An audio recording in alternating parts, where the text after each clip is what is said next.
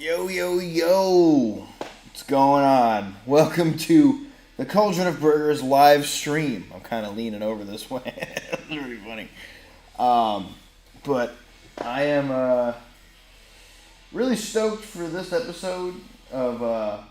I'm conflicted actually because I like the Cauldron of Burgers live stream. It kind of speaks to the way I've been doing things for a long time, where it's like the Cauldron of Burgers blank.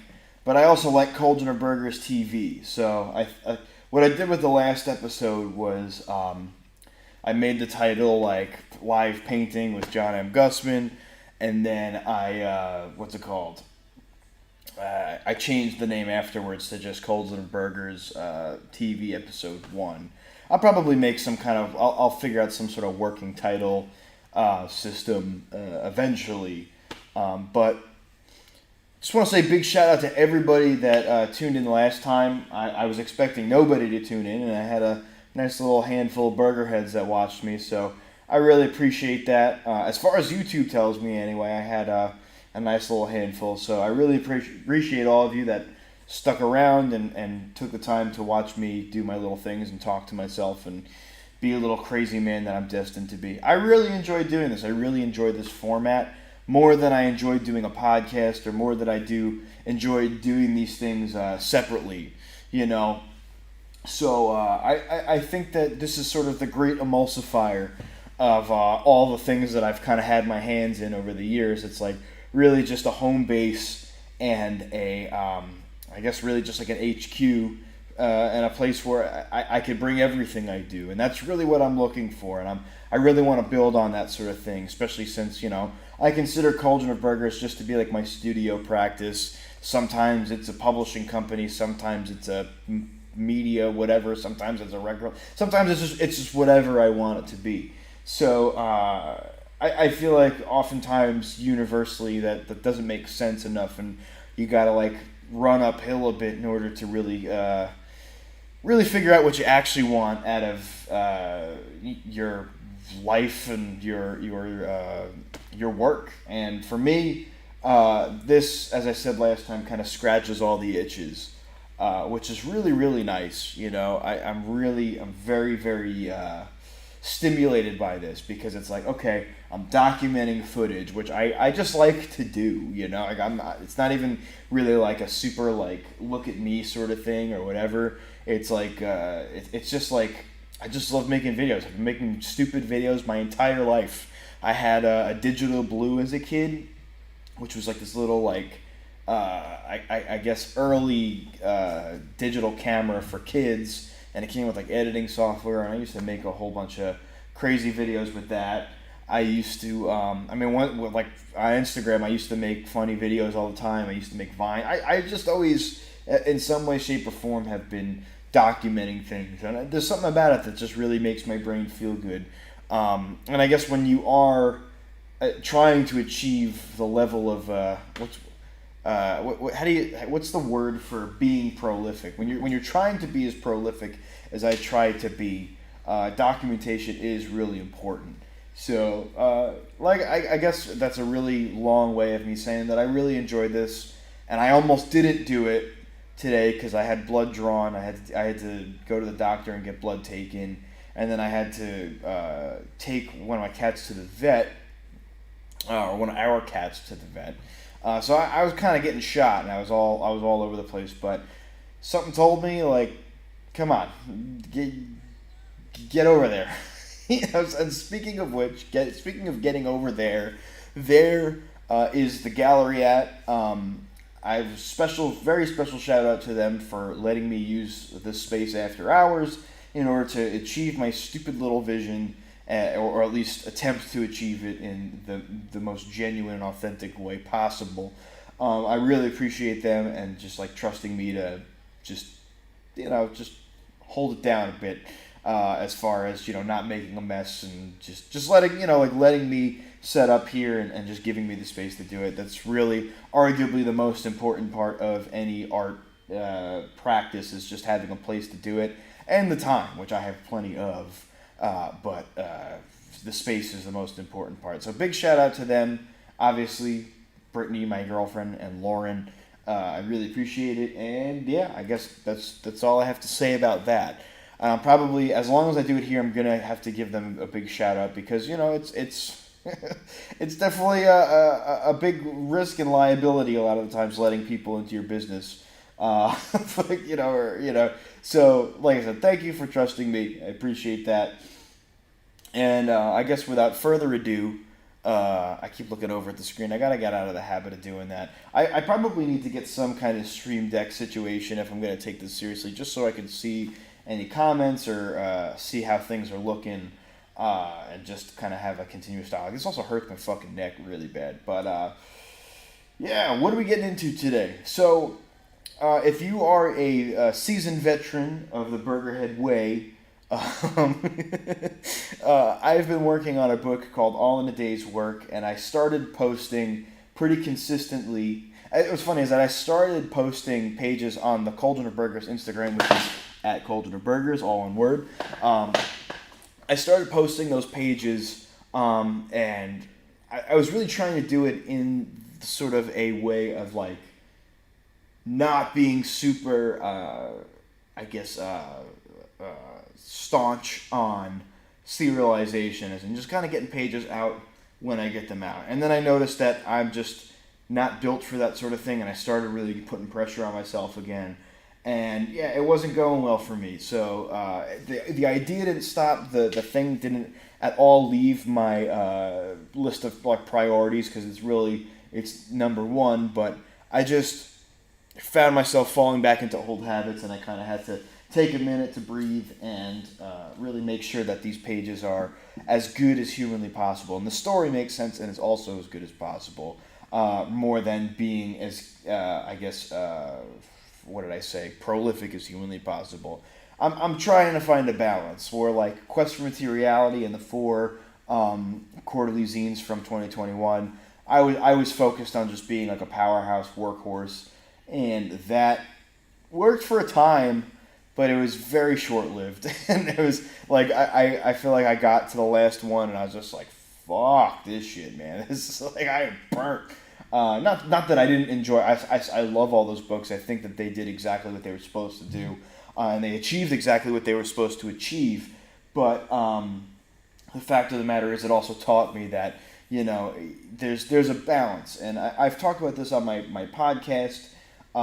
It's a yield to speed ratio. That's the most important thing, honestly, in business and production, in even just making work in general. It's not how fast you can go. It's more or less how consistent can you run the machine. I guess the ratio is how fast can you run the machine while also being consistent. And I learned this when I was working in small bindery, is that you can run the machine as fast as possible, running paper through the folder, but eventually you're going to have to reload the folder machine with paper.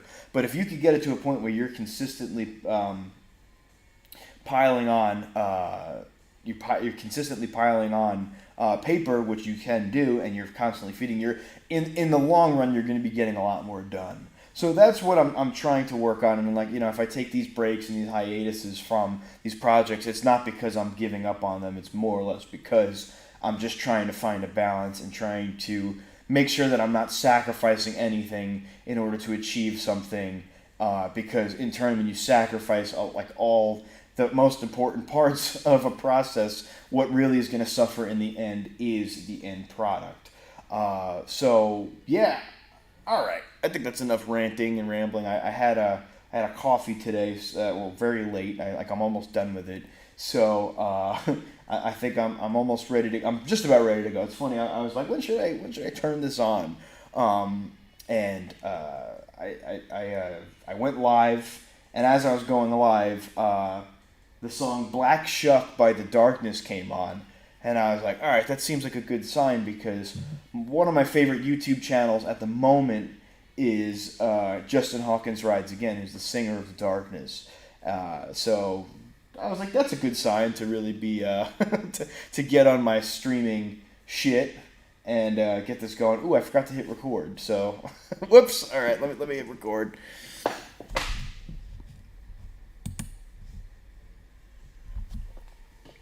All right. Now, the record part is really just for my highlight reel anyway.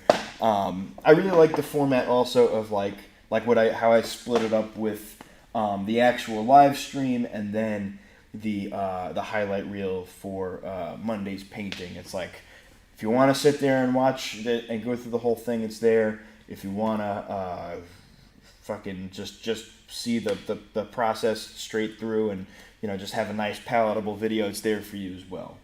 So anyway, today we're working on page 4 of All in a Day's Work, which is the story I've been posting on the Cauldron of Burgers Instagram. Now, my page setup is, I've been doing things a little different this time, and, hold on a second.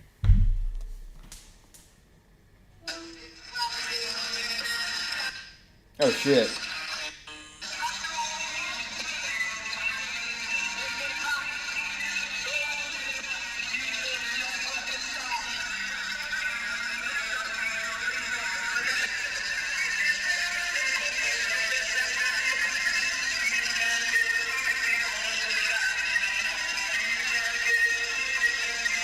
I can't see John. I can't see John Frusciante.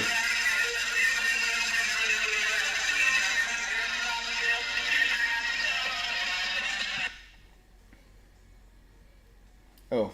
So, sorry about that. I know it's rude to go on your live stream, but one of my friends is seeing Red Hot Chili Peppers right now, and I was supposed to go see them on the 3rd with him, but I have a John the Movie show, so he's just sending me videos right now. I can't not watch those.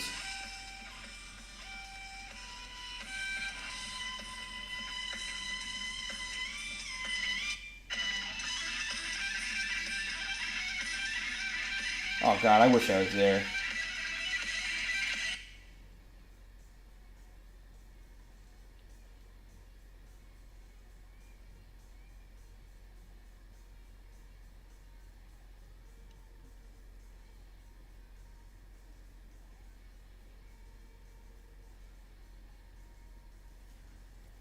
Okay, enough of that. I have a very warm place in my heart for the Red Hot Chili Peppers. They're arguably my first favorite band, and John Frusciante is one of my all-time favorite artists in general. So, yeah. Anyway, sorry. I hope that wasn't too what's it called? How do you put this? That wasn't rude of me. But anyway, so this is how I typically set up my pages. At least now, I've been sort of off the. I've been trying to take a bit different of an approach this time. Instead of just using 11 by 17 pages, I'm using 14 by 17, and I'm kind of cutting off or limiting myself to an 11 by 17 piece of paper, so that if I have any notes or I have to, how do you say that? If I have to like clean my brushes or get a little ink off, I could just do that here. I just have this nice little area, and that was actually inspired by someone named Terry Orlando, because he was telling me about a long time ago he figured out this way to like sketch out comic book pages. Where it's almost like a storyboard, where it's like he has the panel and then the script, panel and the script, but he had it in such a way, and I'm like, that's really smart. And Terry's a very smart guy, and we have a lot of cool plans for the future. So shout out Terry if you're watching. But I was like, that's sort of the same thing, where I have sort of this like ditch area where it's like anything I got to do, any sort of last minute things I have to do, I could do them here, and then I also have this, and then I also have a I'm trying to where do I look here? I also, and I learned this from working in printing small bindery as well. I usually would just go all the way to the ends of the page, but you don't leave enough room for bleeds. Bleeds really are just the images that go all the way to the edge of the page, like in a magazine or in a book. So, when I was printing the Greatest Hits zine, if you have that, they were kind of, what's it called? They were kind of getting on my case, because they're like, everything that you have goes all the way to the end. When we cut that with the cutter, you're really going to have no room. It's going to be very tight to the edge. So what you want to do is add a margin of about like a 1/4 inch. And then, this is your live zone, and then this is your bleed zone. So I've been trying to get in the habit of making a live zone so that when I format everything, there's that much more room to work with, so that it's just that much easier to print, because printing's important to me, print quality is important to me, and I'm sure if you're anybody that has owned any of my books, you can see that. None that they're perfect, but you can tell there's an attention to detail with those. There's certainly a rough quality, DIY quality to them, but for the most part, it's very much it's pretty decent quality for what it is. So anyway, I think that's all the rambling I have. That's probably the billionth time I've said that. But anyway, that's probably the billionth time I've said that as well. I'm gonna get to this. I have to say, like, something about this live stream makes me feel like I'm in, like, the fucking Avatar state. Like, it's everything. It's everything I do. It's kind of like a podcast. I have a microphone set up over here. It's kind of like a blog, sort of like live performance sort of thing, with my camera and this OBS software, which, like, it really scratches a really beautiful itch in my brain of, like, having a little broadcast set up. Now, there's a couple of things that I actually a couple, like, channels that I can recall where, like, when I would watch them, I'd be like, I really want to set up like that. I'm hoping to get some multi-angle footage soon, but I'm not really. I want to see how this goes, and I'm just going to keep trying to build on it, and hopefully people are here with me to watch it grow. Because I feel committed to this. I feel like the last 2 years I've been doing a lot of just like, this is how it's going to be, and this is my schedule, and then I just get, like, really burnt out on it, or I'm consistent and the quality suffers. But anyway, the YouTube channel that had the sort of nice. There's 2 YouTube channels. 66 Samus, the drum channel. They're actually both drum channels that do live stuff on Twitch. 66 Samus, and then the Downbeat podcast, Craig Reynolds. I really enjoy those. Honestly, purely for the setups they have. I can really appreciate that aspect of their production. So having that is really nice for me, and then having a place to also make work without any distractions, and to be able to just kind of talk into the ether, it's pretty cool. I feel like this is sort of that great, as I said, emulsifier of everything that I do, and I'm probably going to say that a billion more times before I guess I stop saying it. But it really brings me into sort of the Avatar state of, like, okay, well, this is everything now. This is everything I do, and all in one place.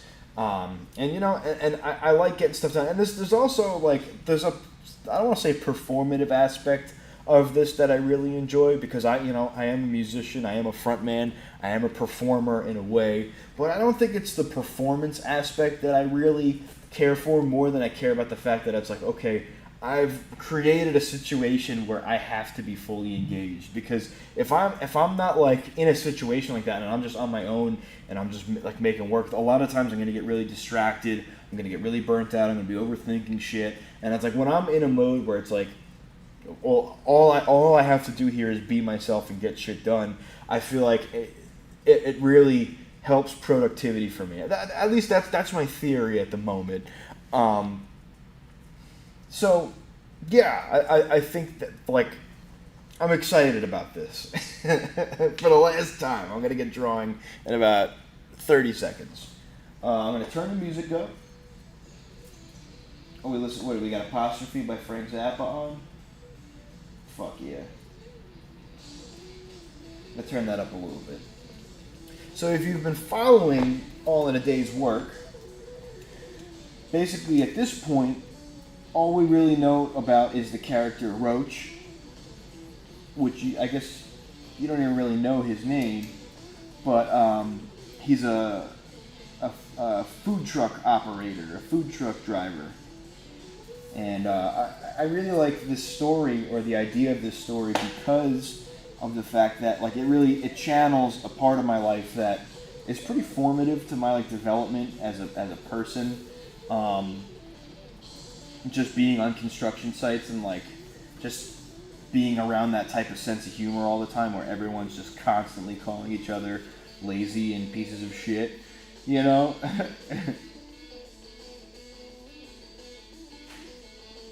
You know, and I mean, I'm from New York, Long Island specifically, and you know, a Long Island construction, like a Long Island, New Yorker construction guy is a very specific type of construction, like a specific type of New Yorker, you know.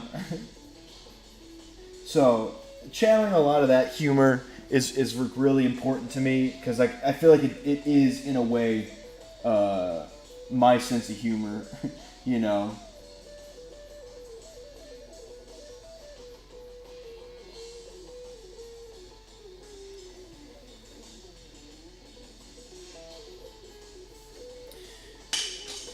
And also, I don't, you can't really see it, but I'm using my iPad. I use Procreate for reference.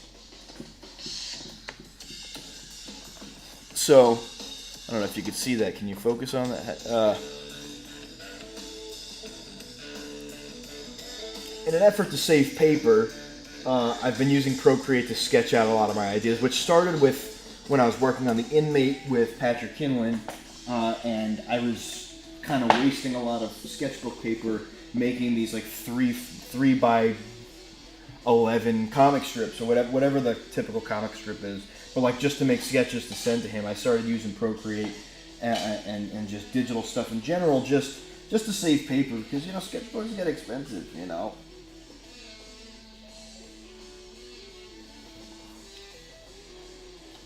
Ugh. Can you see that? Now this was sort of one of my worries, was that you weren't going to be able to see the penciling all that much because of the fact that it's like super faint and light. But you know, that's actually not looking so bad. Okay. Obviously, if you're in the chat, let me know, and you know, let me know if you I don't know if you can see, if you want me to fix that, because this is a communal stream. This is the Burgerhead community gathering, if you will. So I think I'm gonna make a little.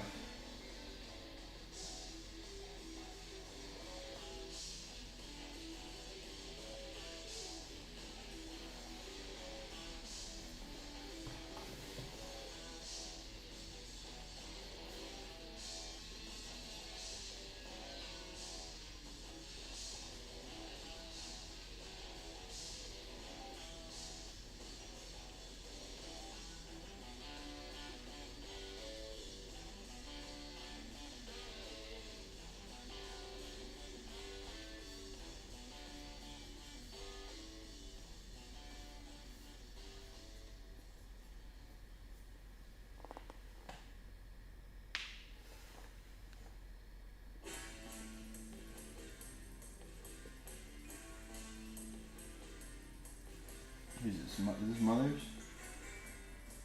Yep.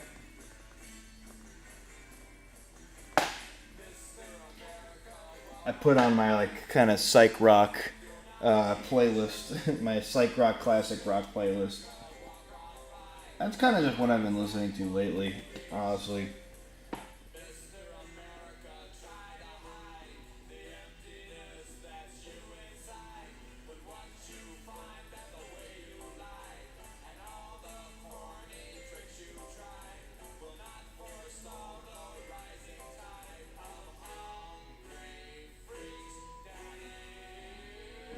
I think I need to bring that window down just a bit.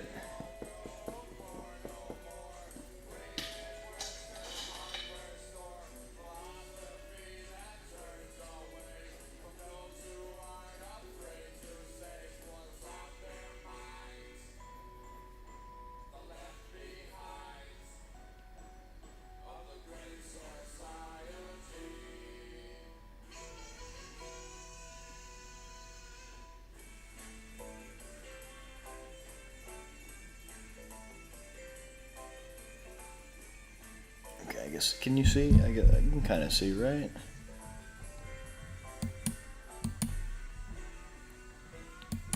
Okay.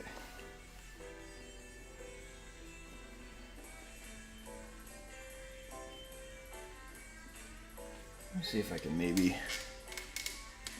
I probably should have figured this out beforehand. Just don't want to be blocking anything. You could see it. I'm just being a little extra cautious now.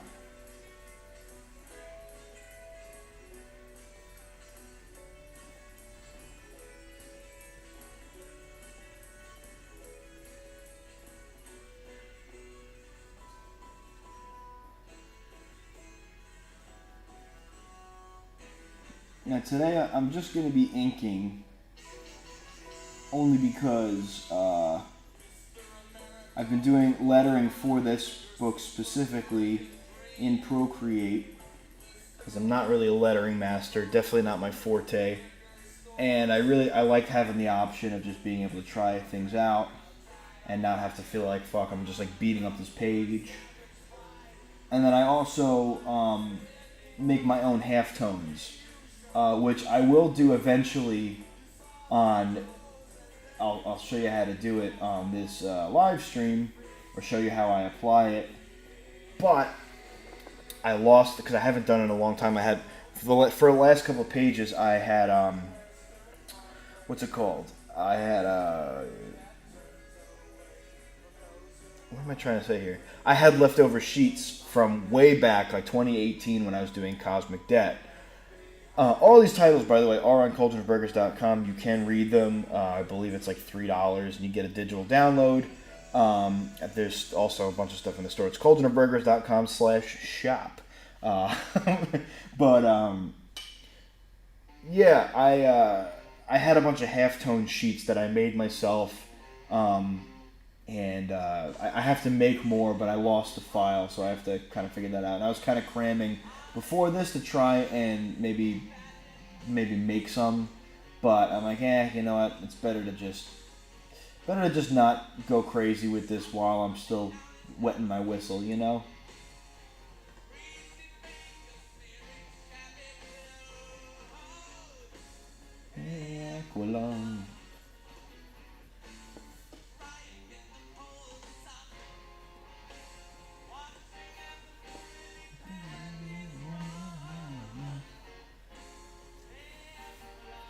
It's hilarious that, like, in the 70s, like, so many, like, bands were just like, there's a fucked up guy, you know? like, is that, like, what is Aqualung about, you know?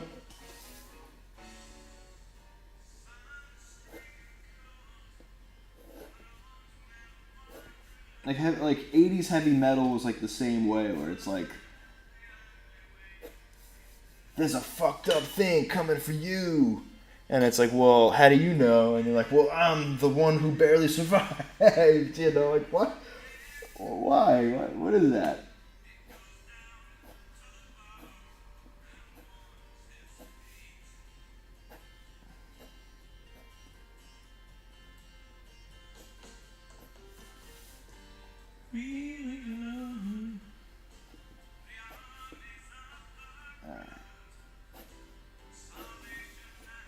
Okay. He's driving. I like that panel for what it is.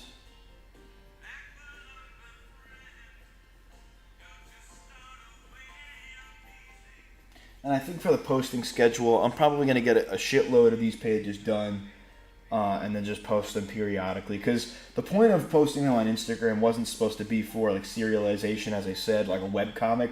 Really more or less for like free documentation that people can just look at, you know? And I'm thinking too, I'm pretty sure this is what I'm going to do now. Maybe, because I feel like it doesn't make sense to have Cauldron of Burgers, like the Instagram, and then not post this stuff there. And only have like comic stuff there, and then also have my personal account, John M. Gussman. I feel like maybe what I'll do is like consider this Cauldron of Burgers home base, and then the Instagram will be Cauldron of Burgers Press, because that's the publishing outlet for my comics anyway. So that'll just be Cauldron of Burgers Press, you know, and that'll make more sense, at least in my brain, to just only be posting comics. You know, and I might just be way overthinking that, but it makes me feel good. So that's probably what I'm gonna do. Um, yeah.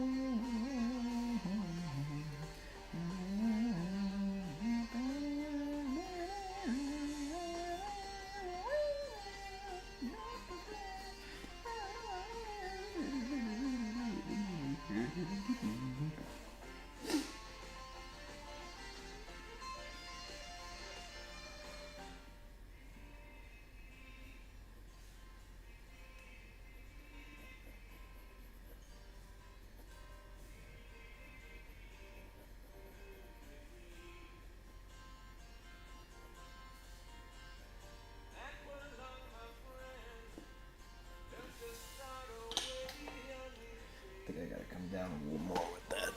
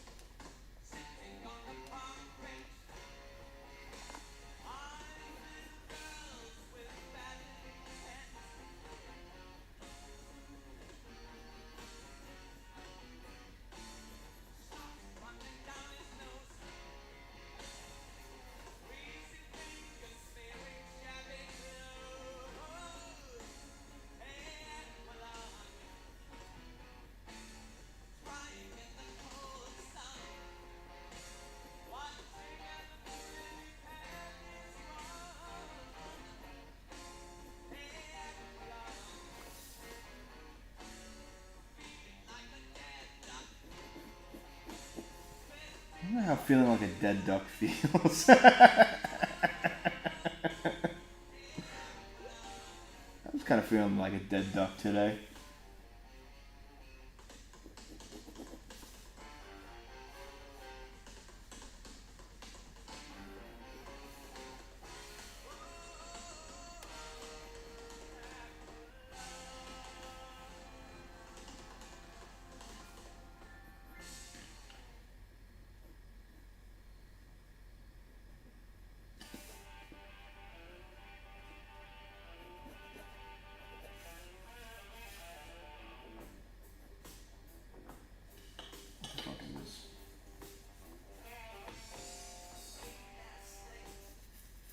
Alright, I'm skipping that one.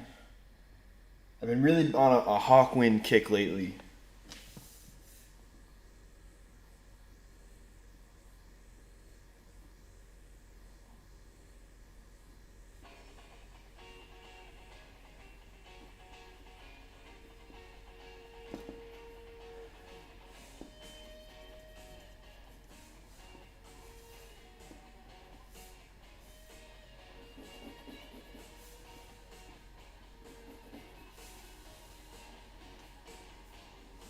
I think I kind of fucked up the top of this here.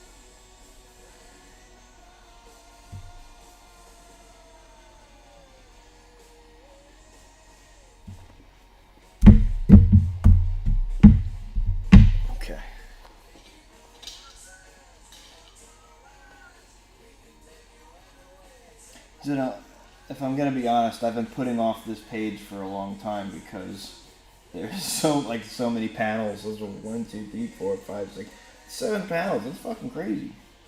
Why would I do that? Why would I do that to myself?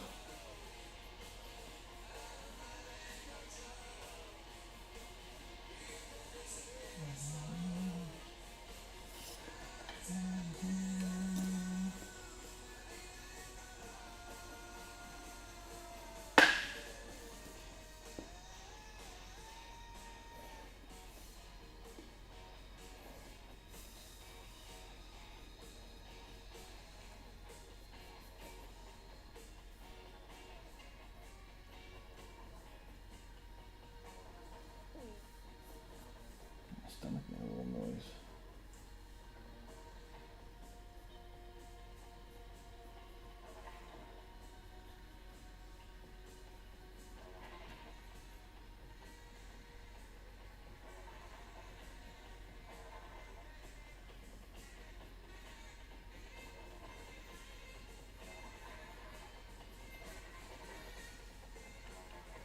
You know, so when I get to like these complicated background details, a lot of the times I'll just like really take those cartoonist liberties of like it's what you don't see, and I'll like this car back here. I'm probably just gonna do a bunch of like implied lines, you know, rather than just the actual full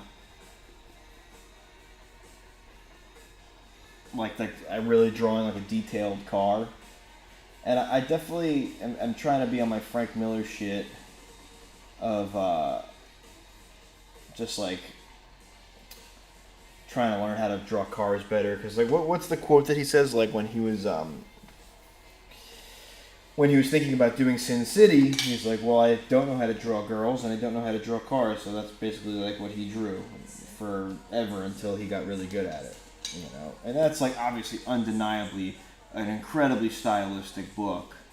So, you know, that's what I'm trying to do. Maybe in a little less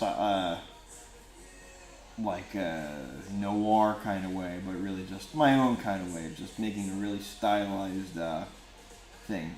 Hold on, you know, I'm gonna take the wheel back here.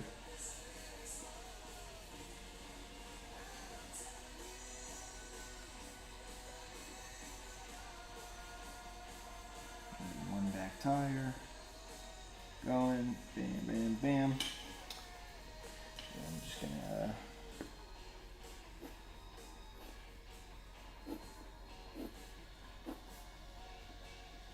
Oh, there is dialogue here. Okay, good. Also, gotta make the mirrors. I remember one time when I was first in the market of looking for a minivan. This guy comes outside, and he's really trying to sell us this car. It was Craigslist. So it was me and my dad. At the time, I must have been like 18 years old, something like that. So my dad was helping me out because I don't know what the fuck I'm looking for. And this guy's really, really trying to sell us the car, and I almost bid. I almost bid on it, but he said something to me that I was just like, "Well, I hope so." And he was just like, "Yeah, you know, the tires are all new, the heat's hot, the cold is cold in the AC, the mirrors work." I'm like, "Wait, the mirrors? Well, I would hope that the fucking mirrors work." Yeah, the mirrors work. And I never forgot that. And every time I draw mirrors now, especially on this truck, that's what I think of. Yeah, the mirrors work.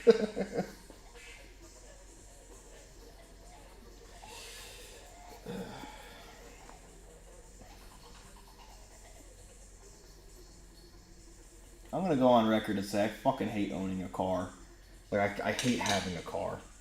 I don't want that responsibility anymore. I really, I really want to get to a point where I can work from home and not have to worry about repairs and fucking, like, obviously, like, I'm constantly traveling, but I want that to also be at a point where, you know, that's just figured out, and it's not like, oh, who's sacrificing their car, which, for the most part, it's only a couple of my bands does that really happen anymore, but for the most part, like Restless Spirit, my most active band, we have a van, so I'm almost there, but I really want to get to a point where like I don't really necessarily need a car, and I could just go into town and walk and just be happy, and not have to worry about gas or my window's not working and my repairs. And did I say repairs? I don't remember. No, I said gas, right? Parts going, wear and tear. I'm kind of, because sometimes like the universe has a knack of for giving me things that I express on social media. Like I remember I tweeted one day because I drove to work and I was like just having a really good drive with my music on, and I'm like, man, I wish I could get paid to just like drive around and listen to music all day. And then just a couple weeks later, maybe a month later, I got a job driving a van through New York City and the Hamptons and all over Long Island, just being able to listen to music all day. So I'm trying to cash in that card of just being like, man, I kind of want to work from home now and, be a full-time artist, cartoonist, and, have all the perks that come along with that, like not having to worry about a car.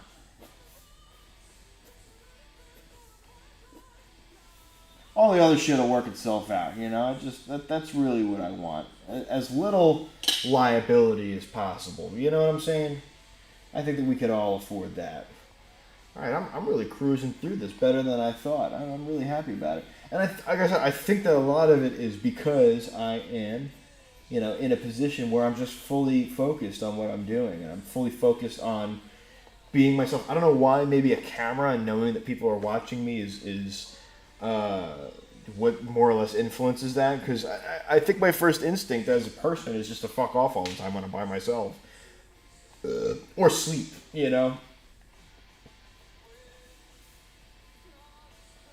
But whatever's happening right now, I like it and it's working. So this is a cool angle. Let me see if I can show you my sketch. Now on page 4, can you see that? Oh, you can kind of see that. Awesome. He's pulling into the first job site.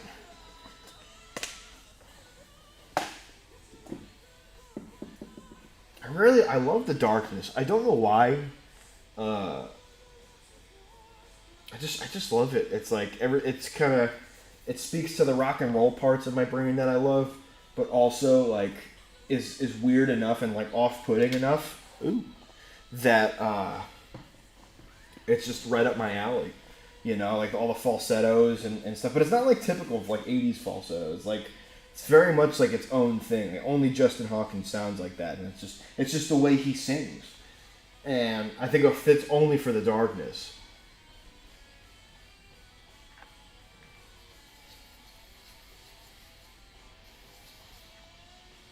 I remember when that song came out, and I was just like, I Believe in a Thing Called Love thing. And I'm like, this is crazy. This is literally like fucking like rock and roll, At the time, as a sixth grader, when that song really hit the scene or hit the whatever the U.S., I remember being like a little uncomfortable about it, just being like, well, that man is super naked in the video, but there's something about this I think I could really appreciate.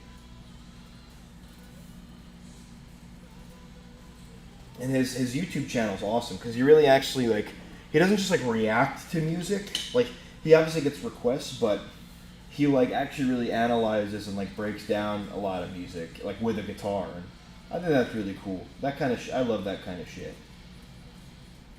You can ask my girlfriend Brittany. I'm watching his videos very many mornings with my coffee. Just listening to this British man talk about why, I don't know, Slipknot is cool or Disturbed is cool, We're gonna sneeze.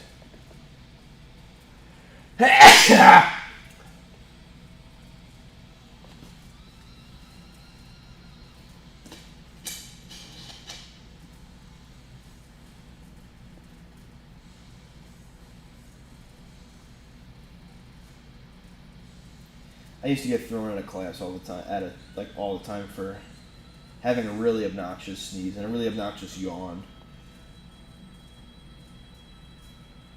They took it as a sign of disrespect.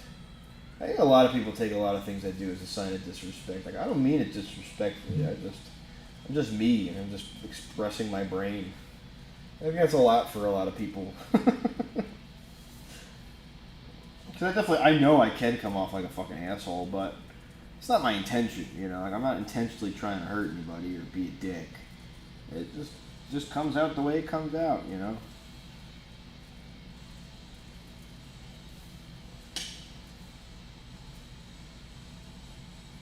Is my head in the way? No, I don't think it is.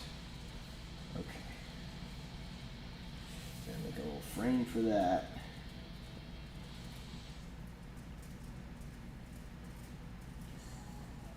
Ooh.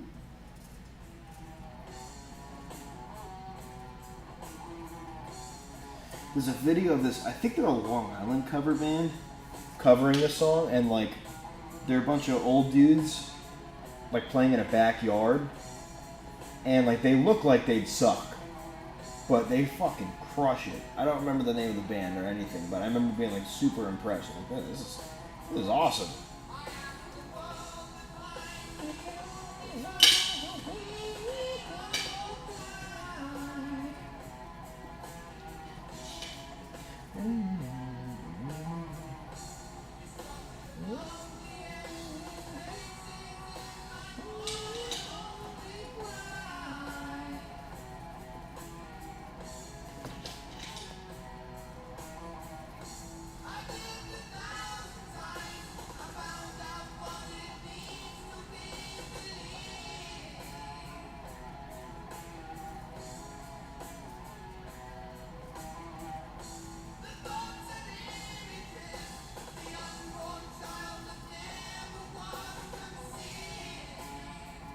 That's hard. That's a hard ass lyric.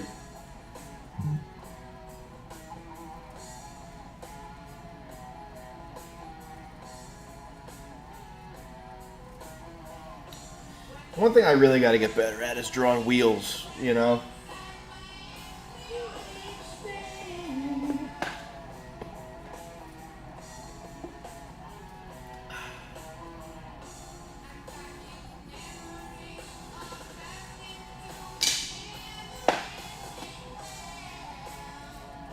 That's what I did wrong here.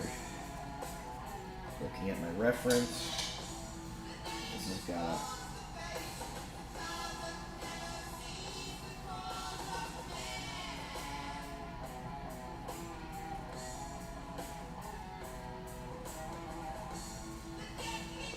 Did I don't remember if I even did like perspective on that. I might have just wrung it.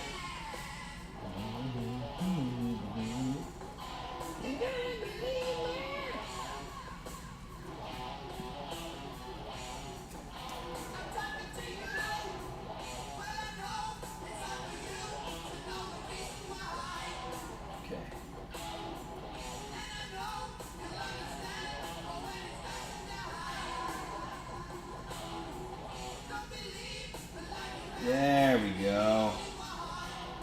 I like that. That'll do, donkey. That'll do.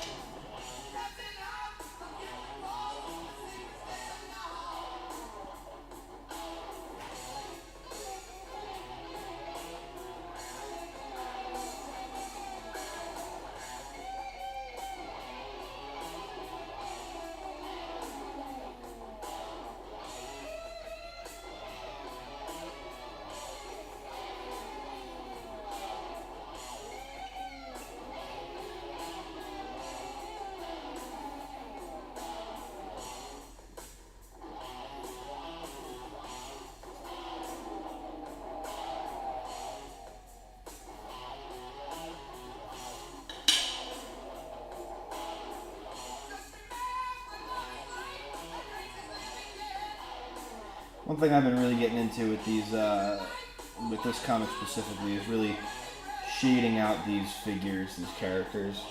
You know, instead of like really drawing like tiny little guys, like really detailed guys. I was like, no, we're just doing a little shadow. Does that look right?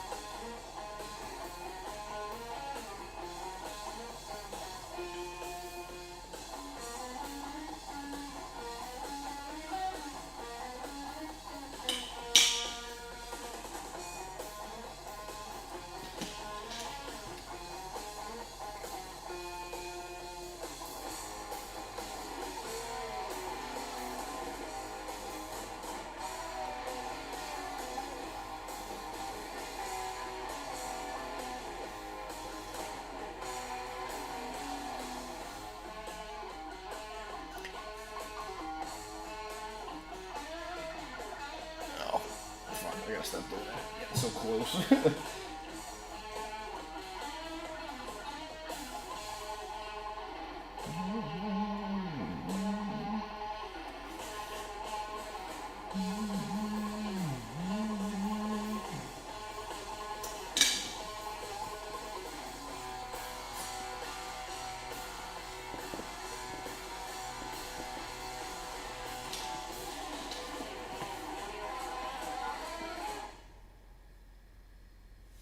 I have to.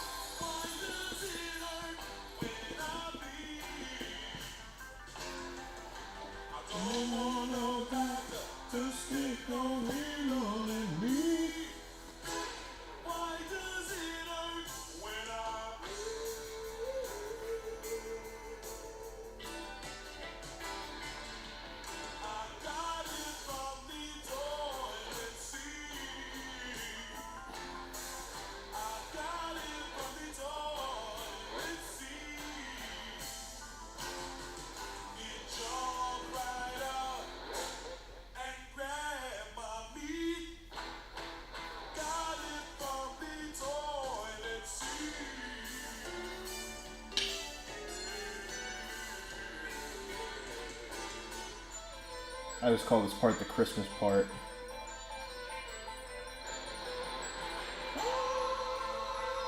I think this is because this stream is just becoming me singing along to music while I draw.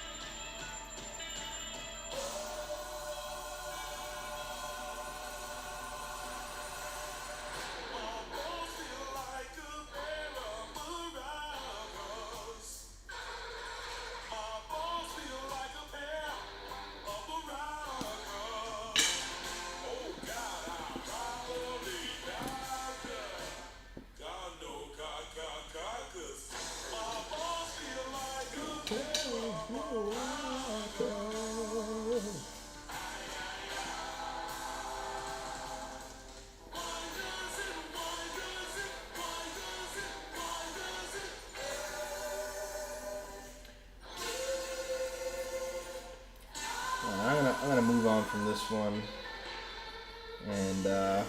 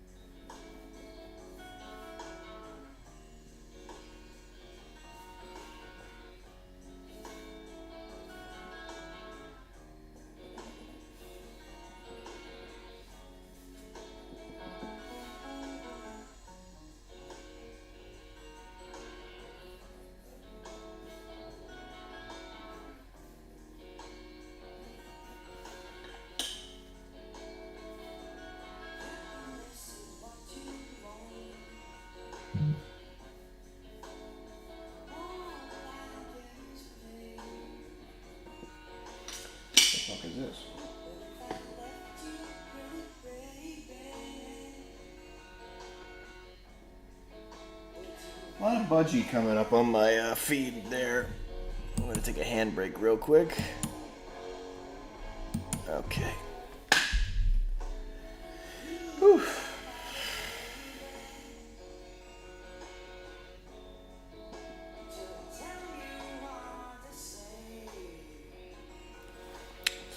Brittany just texted me, bless you, while I was, like, I guess when I'd sneezed before.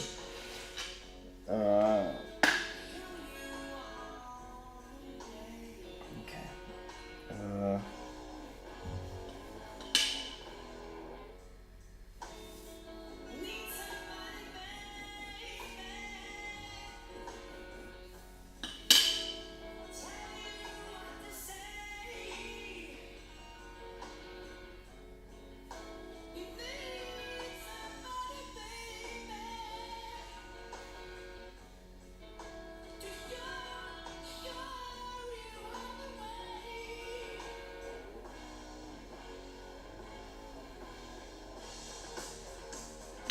You know, actually, while I'm here, I'm gonna go on Instagram and make sure that I got the bumper right, because I forgot to bring my other references with me.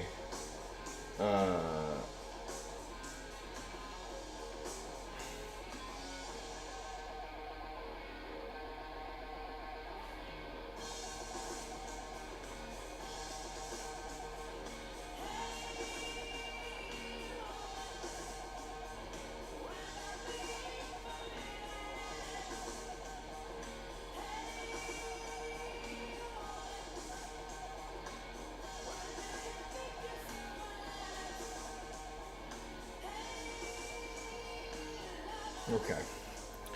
Cool. Oof. Little handbrake. It's kind of like this sort of thing. Why don't I ever just, like, use a ruler? Like, why do I think I could do that?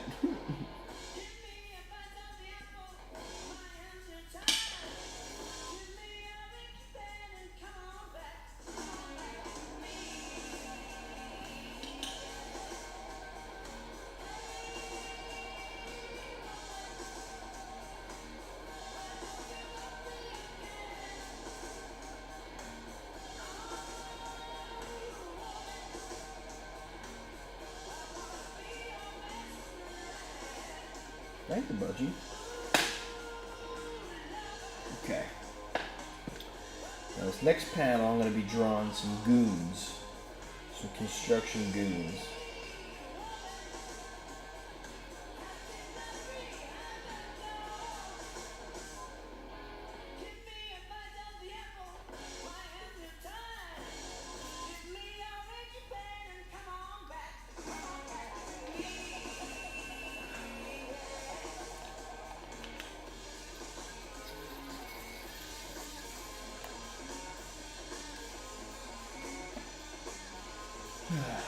Alright.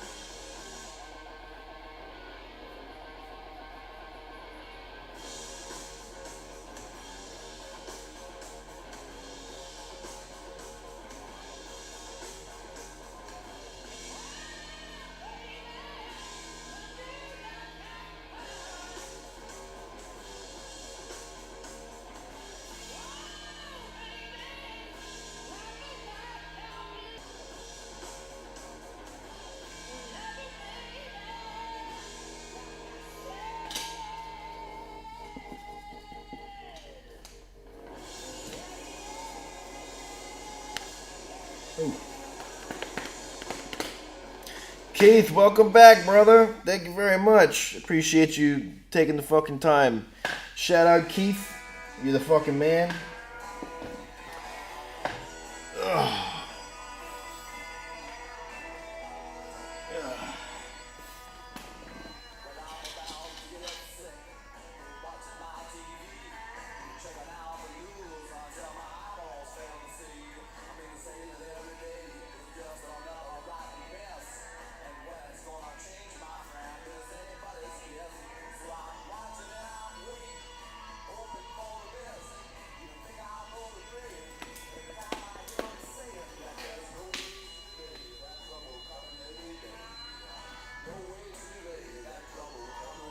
You know, when I'm drawing characters, like, I don't know if you could see this guy. Like, this is a guy I've definitely 100% worked with. I'm talking this motherfucker right here. That's a guy I've 100% worked with. So it's kind of off the top of the dome, but I have to draw like two or three more, like, or one or two more figures here. And I'm not drawing a blank, but like I feel like I could definitely afford to like draw more. So maybe the next, so Friday I want to stream again. Maybe Friday will just be purely like a sketch ideas sort of stream where I'm sitting here, I'm doing the automatic drawings, a sort of what's it called? Maybe some character design kind of stuff. I think that would be really fun to do. Yeah, I think that's what I'm gonna do.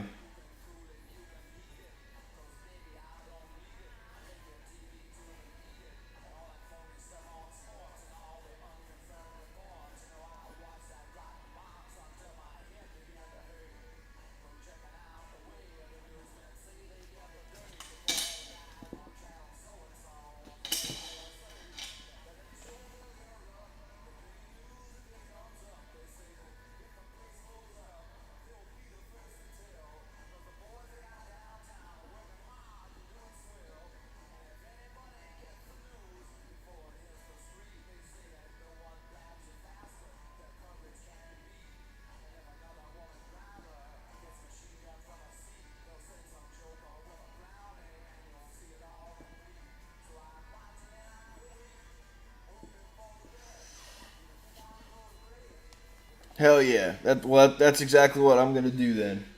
If you guys are down, then I'm down.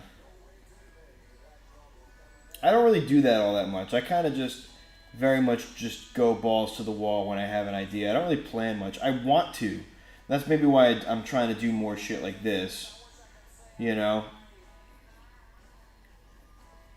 But it's been a long time since I've like really thought of like a character and like just drew it out. It's always like situational more than anything. Like the Keith is a character, Roach is a character. Um, but you know, it's been a long time. So I think Argo is a character too. But these are all things that I thought of a very long time ago that I just wanted to get out of my head. You know.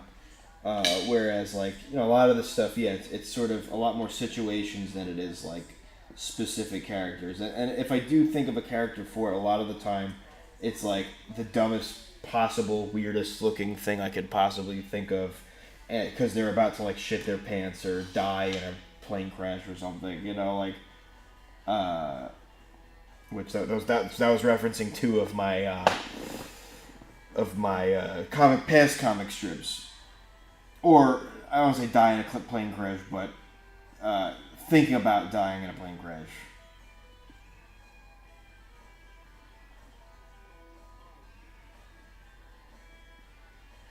Okay.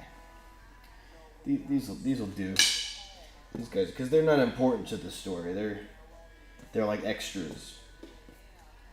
Extras in the Cauldron of Burgers universe.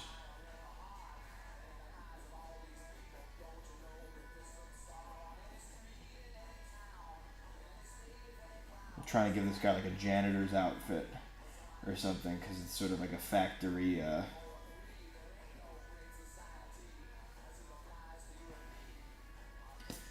maybe I'll do maybe I'll do like a blurry kind of person in the background.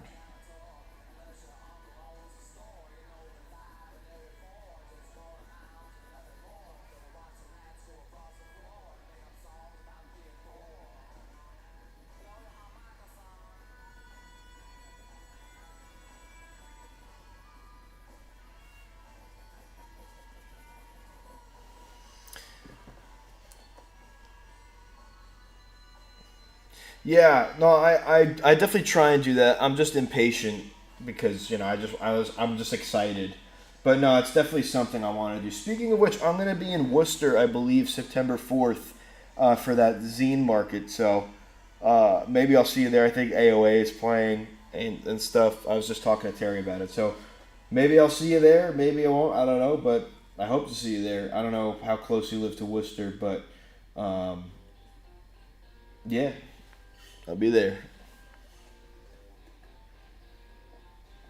Ooh, I'm gonna take a handbrake real quick. Dope. I'll see you there.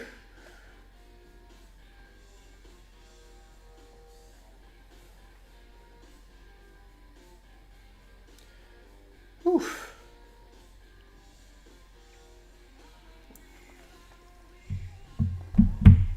Awesome. Yeah, I'm gonna take the drive up with Terry because we're playing a John the Movie show on Long Island the day before, and then we'll be making a which I think two of the bands we're playing with are on Death Wish, which is it's like one of them is Lesser Glows, I believe, or not Lesser. Fuck, is it Glassing? Oh God, it's gonna kill me. Hold on, because I did my due diligence, I did my research, or is it?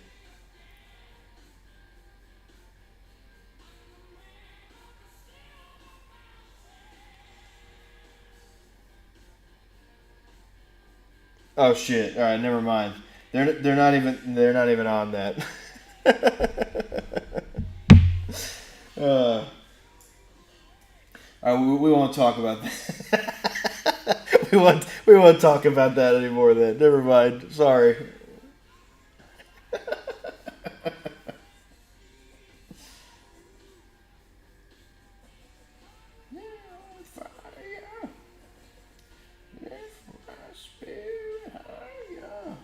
And the volume.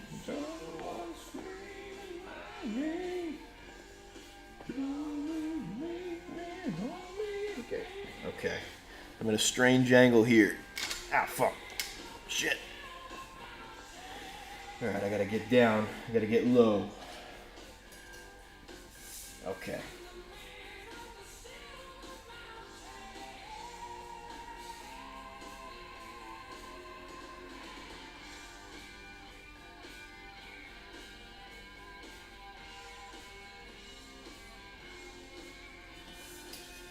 Head's too big.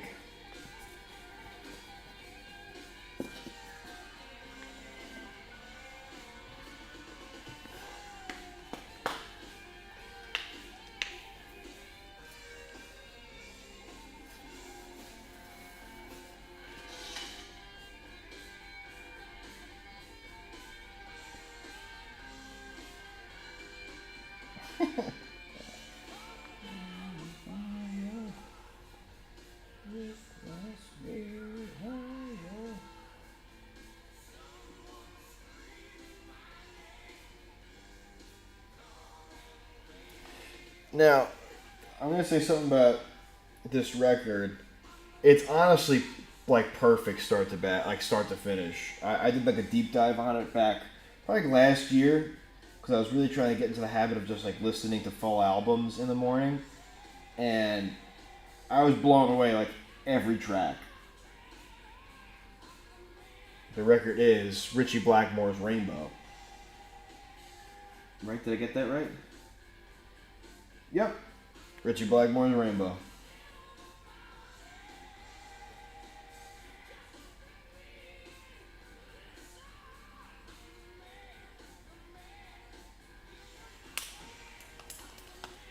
Straight up God tier, man. I would let it run through, but I'm just gonna let my playlist rock here, you know. Actually, where am I playing it right now? I think I am. Where'd it go? There it is. Yeah.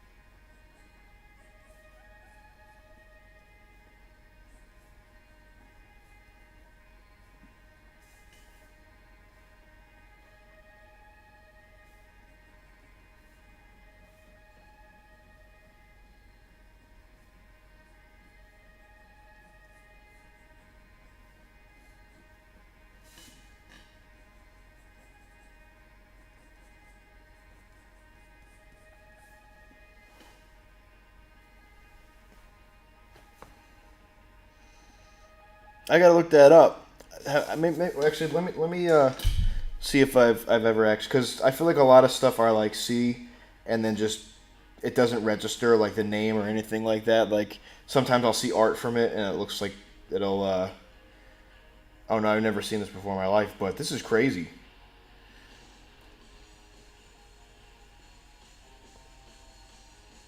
Oh, I gotta check this out. I've been trying. I've definitely, when I pick up comics, I've been trying to pick up a lot more manga stuff. I feel like I was saying this on like the last episode of my podcast. Like, I definitely feel like I identify a lot more. Like my art style and the way I draw comics really pays a lot of homage to Japanese like manga and all kinds of Japanese media. More than American stuff anyway. But because that's all, like, I really try and make things as crazy and bombastic as possible. I try not to like ask for permission. I just do things and just hope that it goes well or it translates the way I want it to. But yeah, it looks pretty crazy. I just saw pictures of this fucking lizard eating somebody's head. So, I mean, that's really all I need. you know.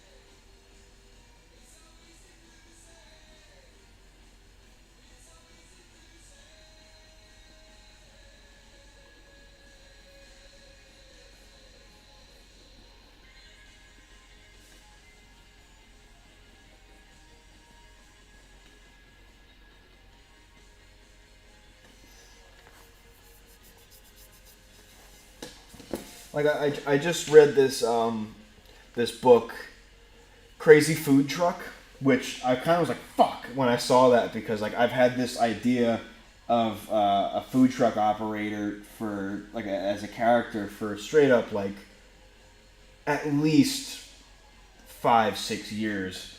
I just didn't capitalize on it when I didn't take the time to really like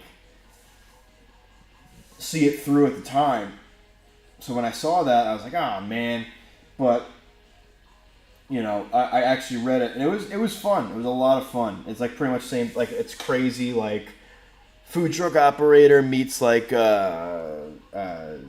he's like in a post-apocalyptic thing and finds this like escaped like a military, like genetically engineered like military weapon type girl who's like 17 and like crazy, can kick everybody's ass, and there's like monsters. It's really it's awesome. Uh, I think I made that window that made the truck too big.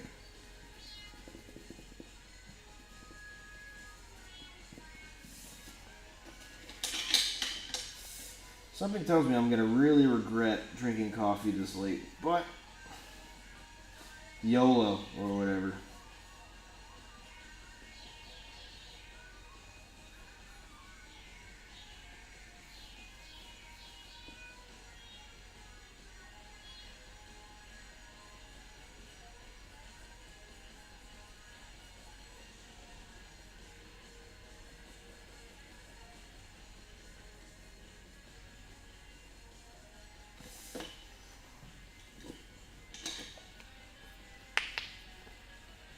Yeah, well, I got blood taken today, and I didn't get the. I guess you technically can have black coffee and stuff, but I just like the day I had a pretty busy day as it was, and I was getting really tired to go do this, so I kind of just did it as a boost.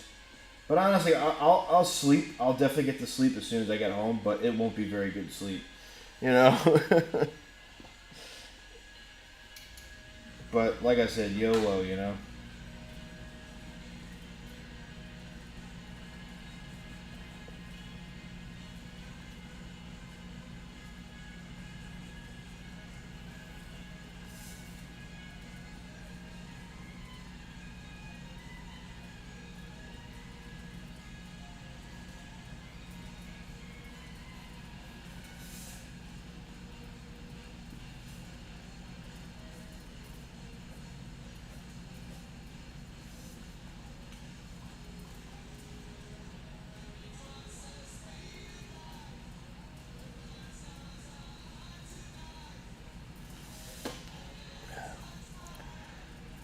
No, definitely, definitely need that boost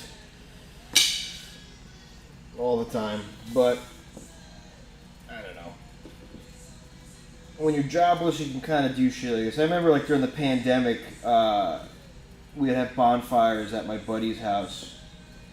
Um, it was basically like my family, and I would be drinking like coffee. Like I'd be making coffee to bring there at like 8:30, 9 o'clock.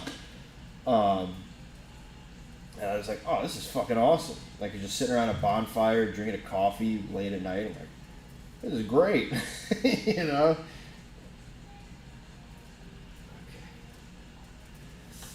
I'm on my last panel here, and then I'm gonna start hacking away at everything, and then I'm gonna start inking like a beast.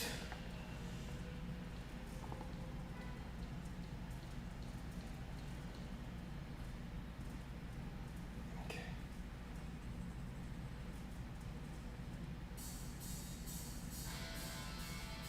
More darkness. It's great.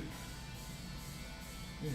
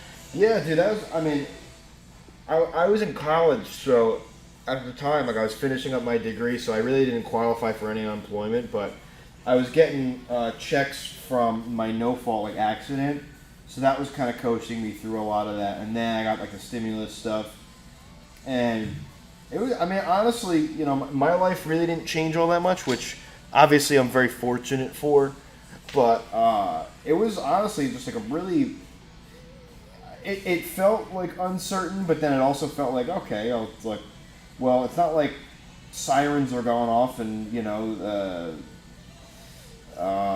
fucking like people like zombies are in the street. It's like okay, well, this is just a very serious thing that's happening. And I feel like I made really great strides as an artist in that time because I was really able to just focus on that. Which again, like I said, very fortunate for the fact that I was able to do that. Uh, but yeah, it was very interesting. Took a lot of walks. Uh, like going from like being on campus. I think the worst part about it, um, the worst part about it for me was that I lost my studio space at my school. That like I went to fucking war over, because like I was making these huge pieces, and they were just giving me like a little wall, uh, to like I guess to paint these like 7 foot pieces on. I'm like, I need like a at least a two walls. You know, I need like a corner of a studio space, which they had, and that semester started. It was like January, and then like I guess late January, early February, and then the pandemic hit like a month later. Yeah, it sucked. That was a bummer when I had to move all my shit out of there. But there was a one super nice thing about that was when I went back for graduation when things were a little more certain. Uh,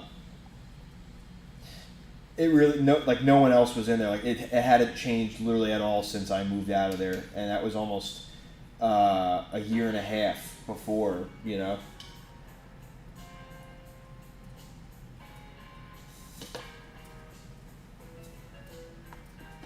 This little meat puppets action.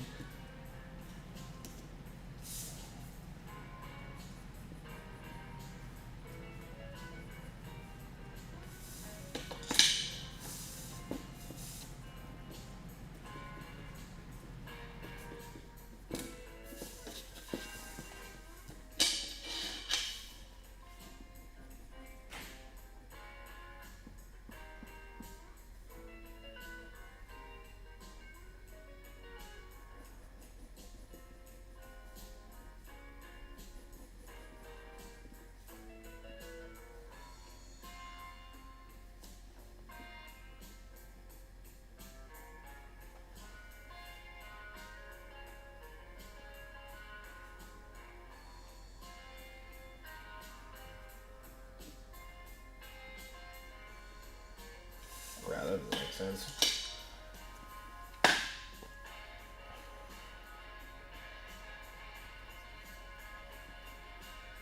Well, you know, was a really nice thing too is when you guys actually helped me distribute Cosmic Debt for like, I guess you and the company that shall not be named.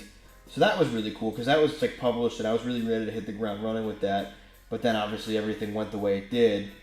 But yeah, you guys were a big help in that. You specifically were a huge help in that. So I definitely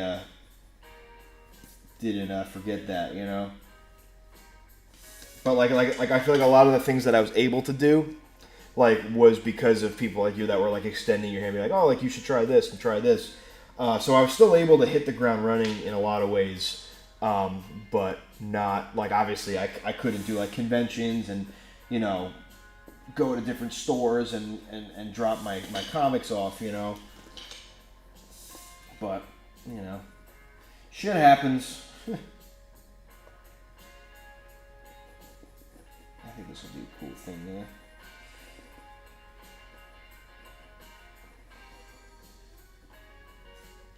Yep.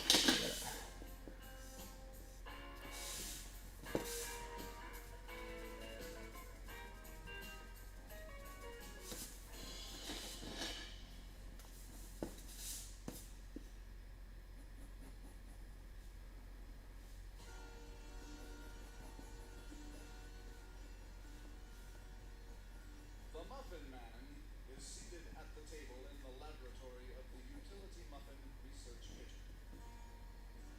Reaching for an oversized chrome spoon, he gathers an infinite quantity of dried muffin remnants, and brushing his scapular aside, proceeds to dump these inside of his shirt. He turns to us and speaks. Some people like cupcakes better. I, for one, care less for them. Arrogantly twisting the sterile canvas snoot of a fully charged icing Okay. good sport. A quarter pound rosettes. Let's try that again. He could sport a quarter-ounce green rosette near the summit of a dense but radiant muffin of his own design. Later he says, some people like cupcakes exclusively, while myself, I say, there is not, nor ought there be, nothing so exalted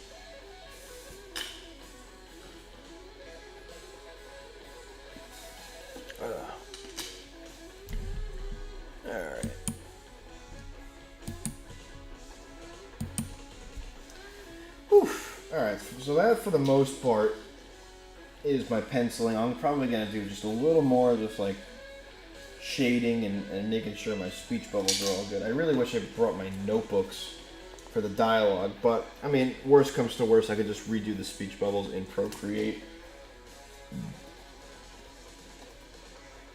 It's not too much of a big deal, but I like to keep things, like I said, relatively consistent.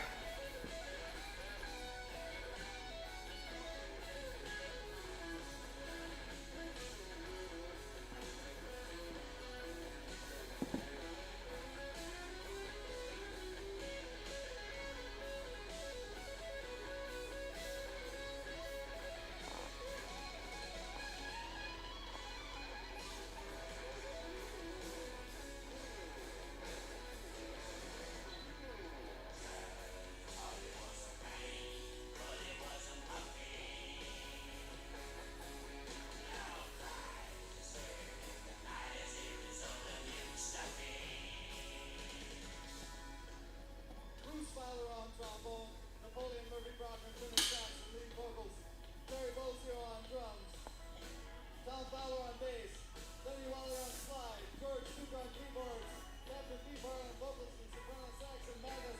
Thank you very much for coming to the concert tonight. Hope you enjoyed it. Good night, Austin, Texas, wherever you are.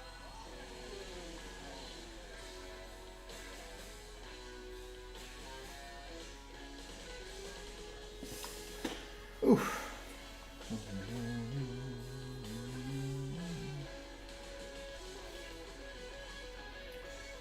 Okay, I'm happy with this. This is awesome.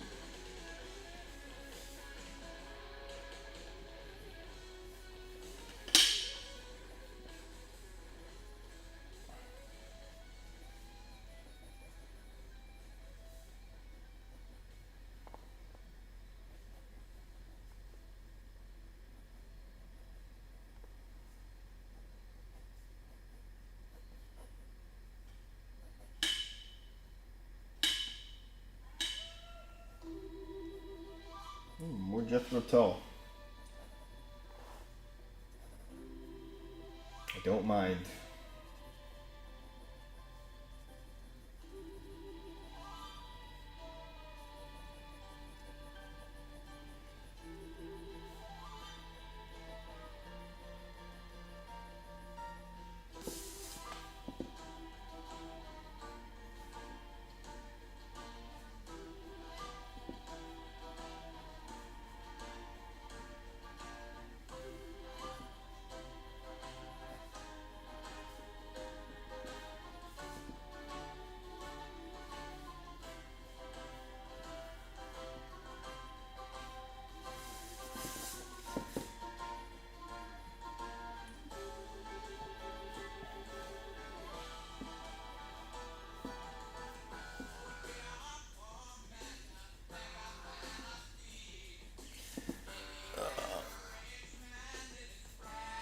Oh, dude, it's awesome. I love Drone or King Crimson.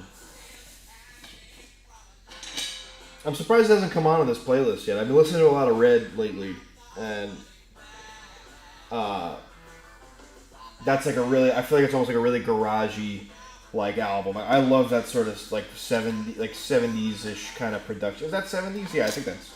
I would assume so. I could be wrong, but just that really raw kind of like just classic production, you know, where it's just a bunch of guys in a room just fucking jamming out. I love that shit.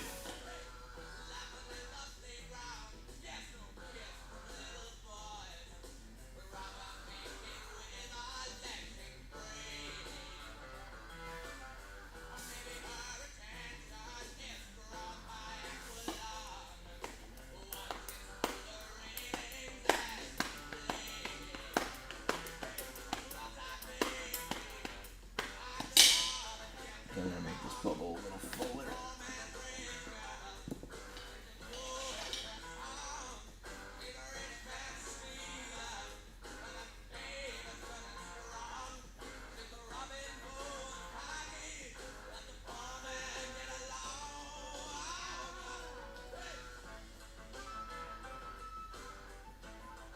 All right. I'm taking a back break. Oh, 100%. 100%. Prague essentials, if you ask me. All right, I'm taking a pee break.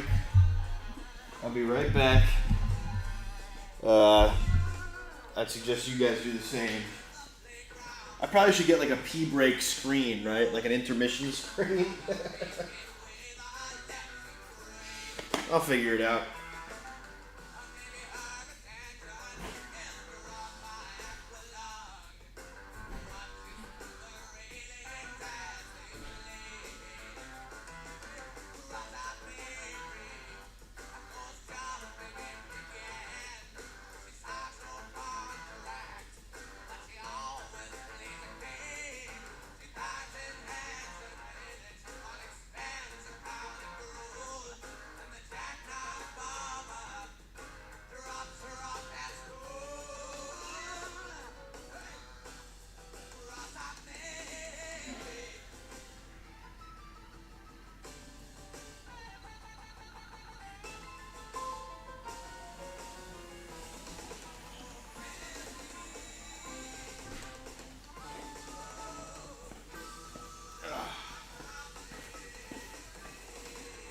All right, I'm back.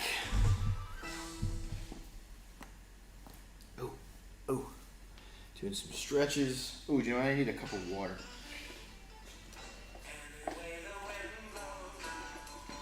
More Mothers of Invention, very cool. Good playlist, good playlist.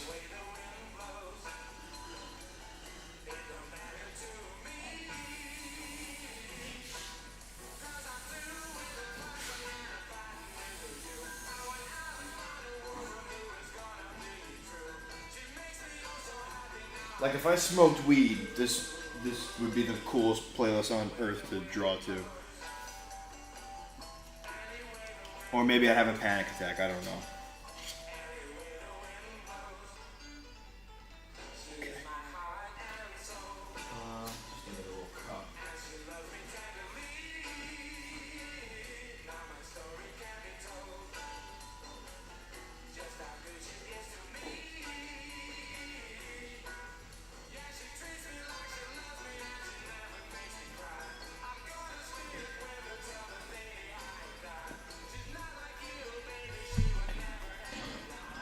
Okay. Hour and a half. We're doing great. You know what's funny is that like I always talk about like I always feel like making pages is like such a laborious, crazy, time-consuming thing. But most of the time, like I'm done in like 2-3 hours. And I know that obviously my style kind of can afford to really take that sort of time, but even still, you know, like I'm like, why do I get so bent out of shape and like tired and burnt out? And I'm like, I feel like I just overthink it a lot of the time, you know. But that's part of just being an artist, I guess, is just overthinking everything. All right, we're gonna start. Actually, I probably should introduce this. Usually, when it comes to my panels, like my outside, like the actual outlines, I use a Micron number 8, and then I'll probably, I'm undecided yet on if I'll what actual like tool I'll start with to start inking, but I'm gonna just get this out of the way for now. I'll probably think of it by the time I'm done doing this, you know?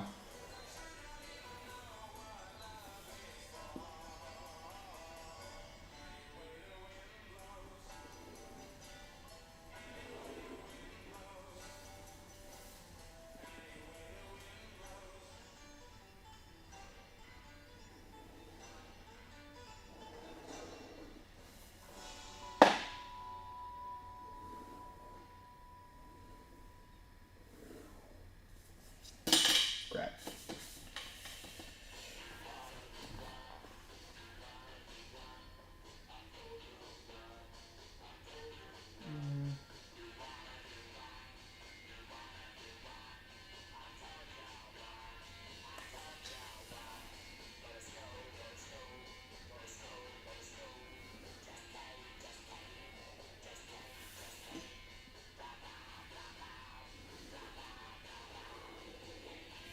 I think this Micron is hurting a bit. Just gonna have to carry me through, I guess.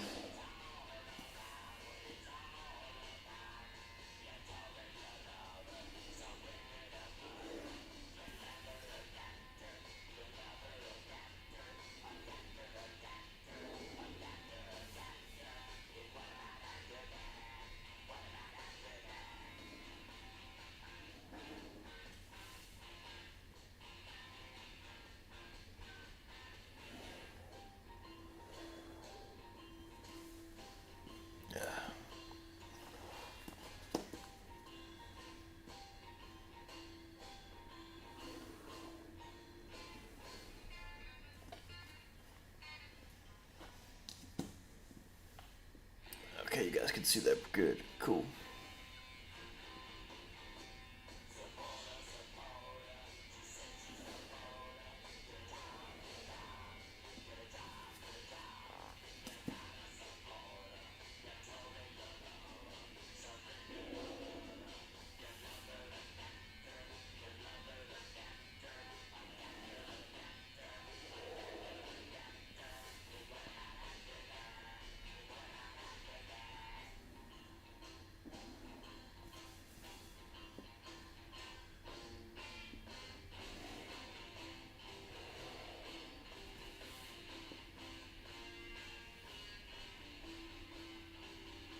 One of the hardest parts of doing this is not getting in too much of a groove where you just draw pen lines through things. I almost just did that for this little speech bubble because I was starting to go automatic, but nope, I recovered pretty well. Okay, that was the chair.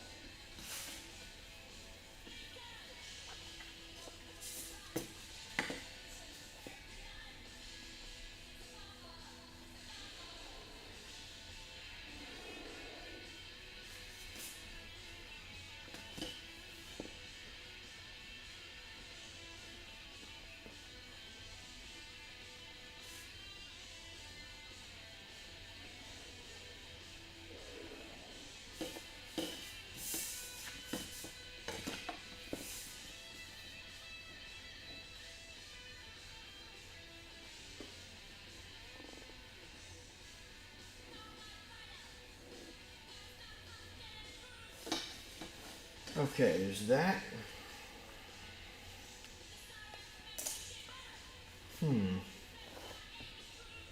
Okay.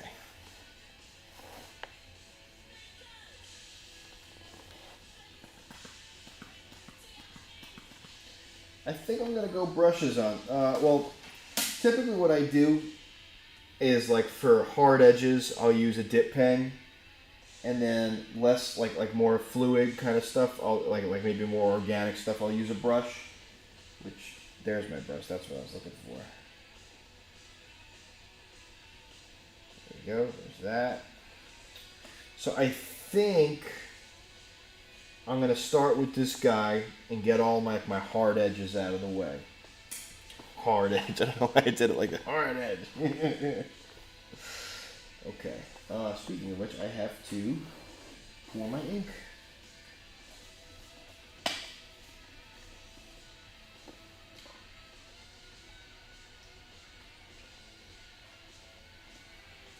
It's crazy. This I've had this bottle for like 2 years now, and I've made many comics with it. Really pretty crazy. 32 fucking fluid ounces of productivity. All right.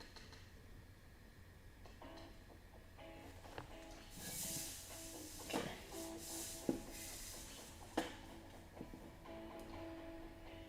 Maybe I should use a ruler, but as long as I stick to that line that I did use a ruler for, it's going to keep that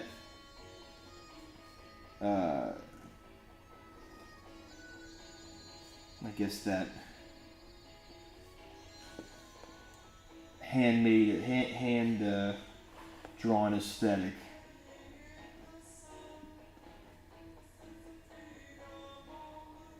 Okay, maybe I fucked that up a little bit, but it's gonna look more organic and not super. Because I mean, if you know my work well enough, none of it's very uniform at all. You know.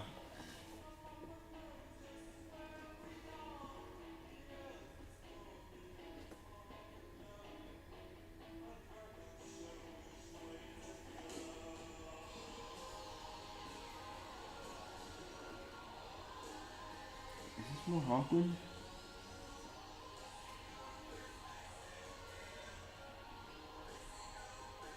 Yeah, I love this.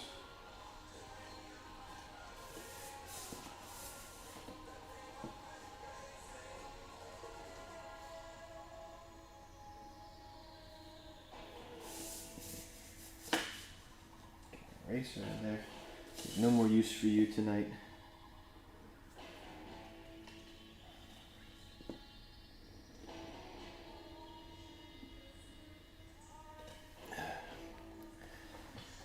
Okay.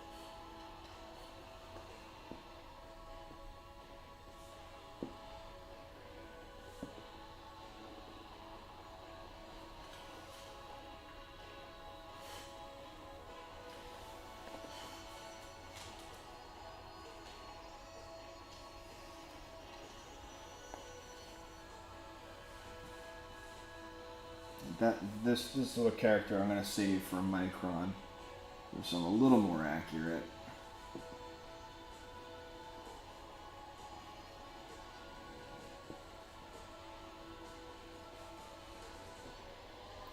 Now I also have to be careful of streaking not running around naked, but smearing. That's the word I'm looking for.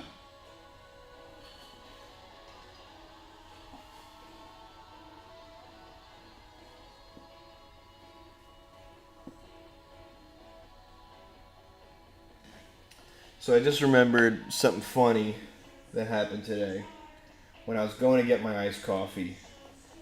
The guy at Starbucks was like, "That'll be $4.29," and I handed him the card and I said, "Blaze it." And he looked at me. I couldn't tell if it was like respect or like I hope you fucking die. Look, but it was. I was like, "I'm sorry, dude."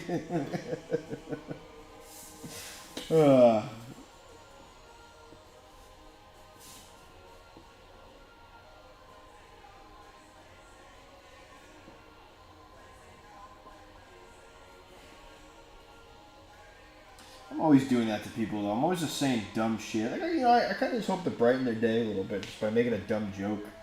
Not just being like, "Give me my food, a-hole." You know? I've worked many types of jobs like that, and, there are some days where it's just like, yeah, like, you kind of just wish that someone would come around and just like fucking be like, here's a joke. Here's something to lighten the mood.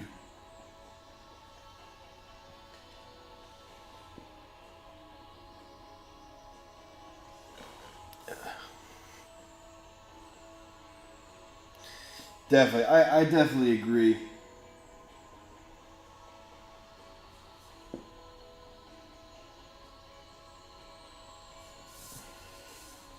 So my girlfriend usually does one where it's like, if it's like, 1472, she'll go, "Great year." And I think I don't say I improved on the joke, but I modified the joke. And the other day, she was buying pants or something from some store, and they were like, "It's like 4562." And I said, "The year I was born." The lady, just like, shut the fuck up. I believe me and Brittany both got a good laugh out of it, but.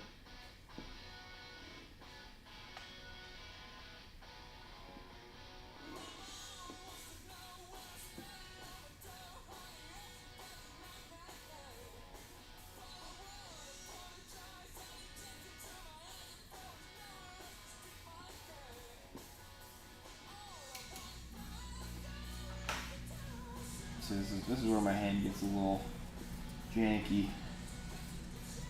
But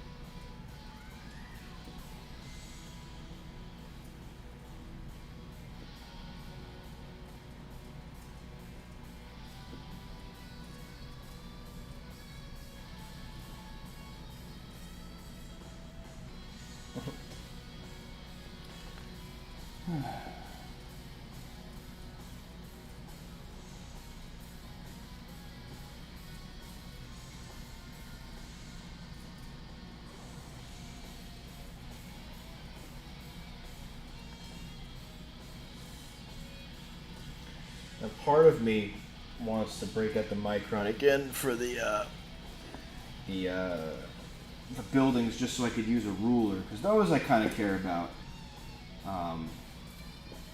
being sort of uniform. Because why would I put time into making sure that perspective is relatively right when I'm just gonna ruin it later. Like, kind of no point. But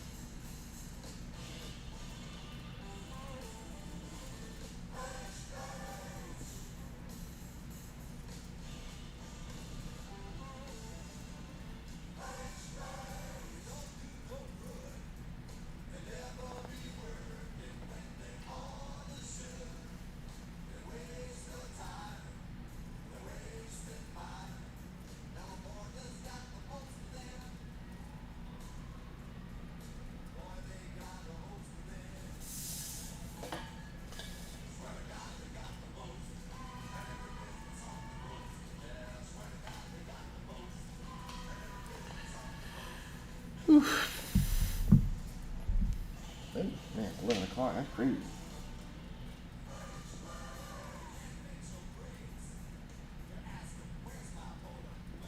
Eating my snakes.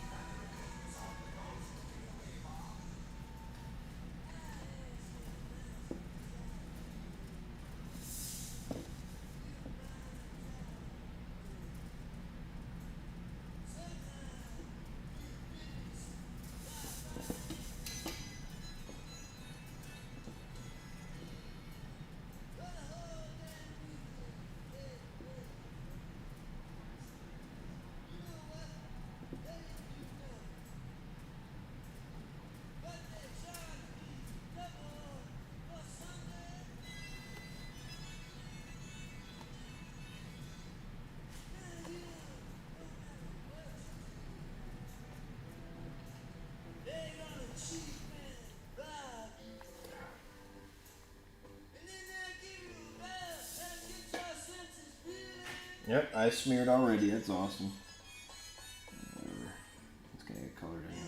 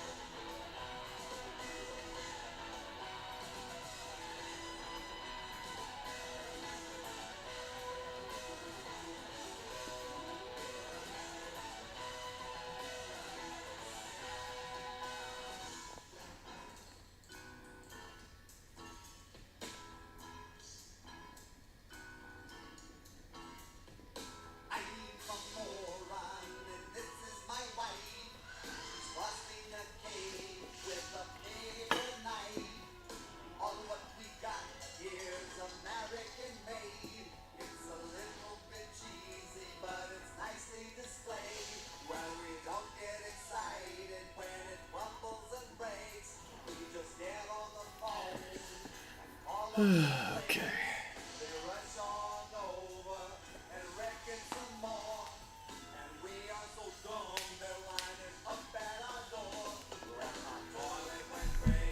Yesterday afternoon, I said never wash your tampon.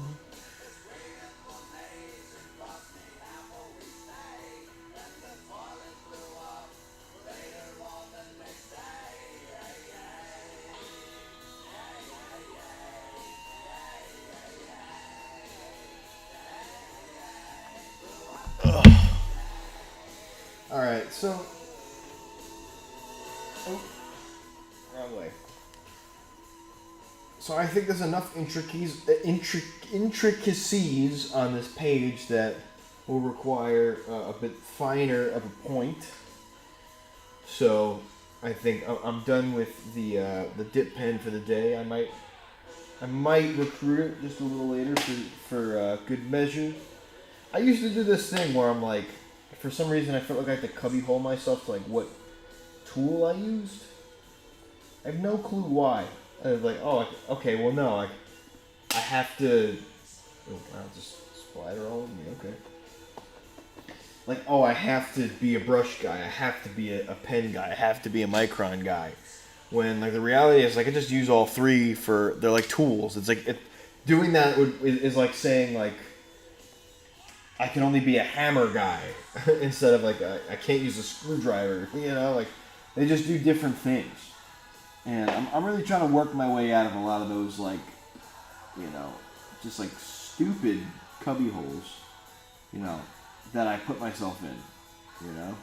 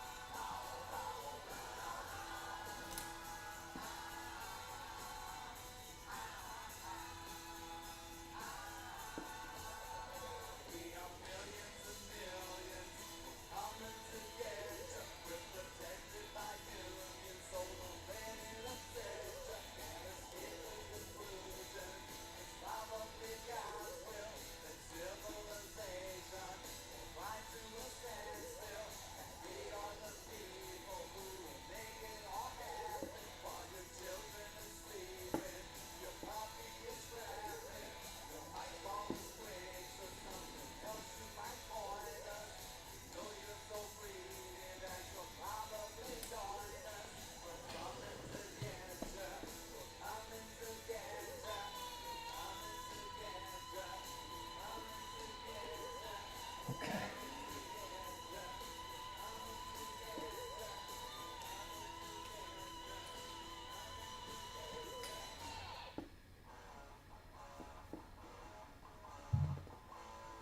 This playlist is for sure crushing it. It's like my daily mix 2.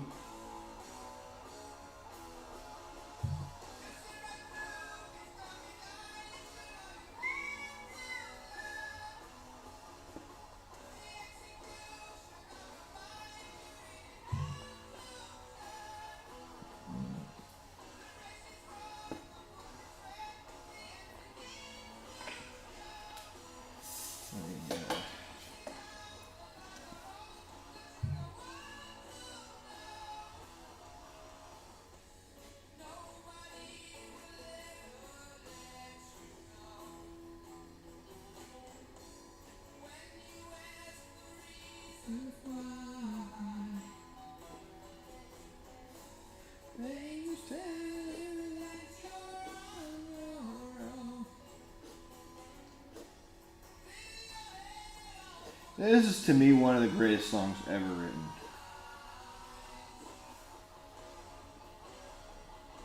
And arguably the first breakdown ever.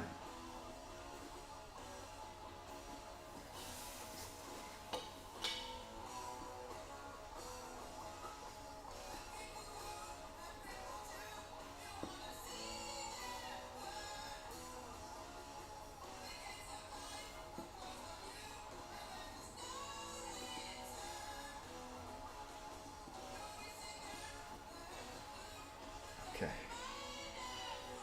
There's that. I think this one is okay. I just have to start. I have to fill in all the blanks with that one. Maybe with this pen I will get the motion lines going.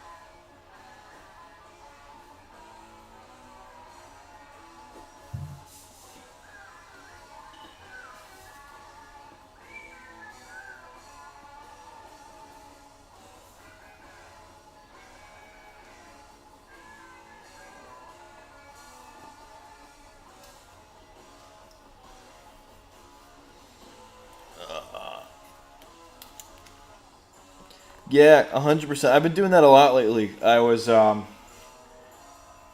it a Diary of a Madman? I cannot speak tonight. That's a big one for me. Uh, just fucking over the mountain. You can't kill rock and roll.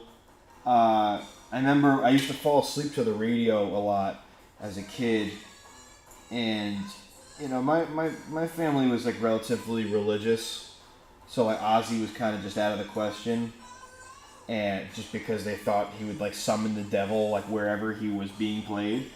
And I remember that BAB, which is like the classic rock station on Long Island, used to play Mr. Crowley in the middle of the night, and it would always freak me the fuck out. But there's a part of me that also really liked it. Like I was just like, oh, this is like when I'm allowed to have my own thoughts. Like I'm gonna really go back and enjoy this. You know, that keyboard intro is fucking incredible. Like almost like a Stanley Kubrick kind of intro.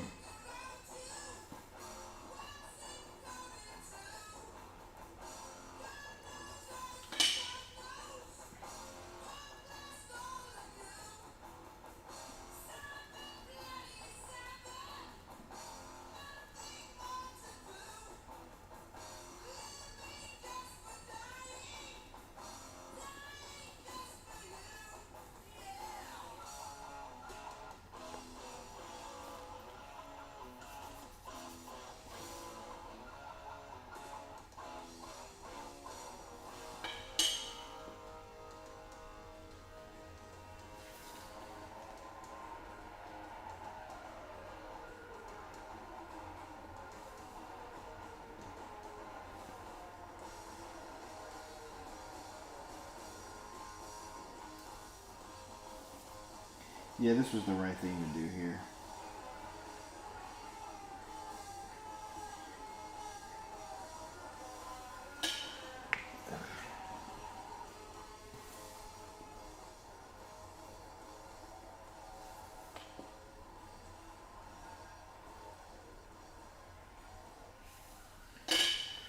Okay. Ooh, the grill here.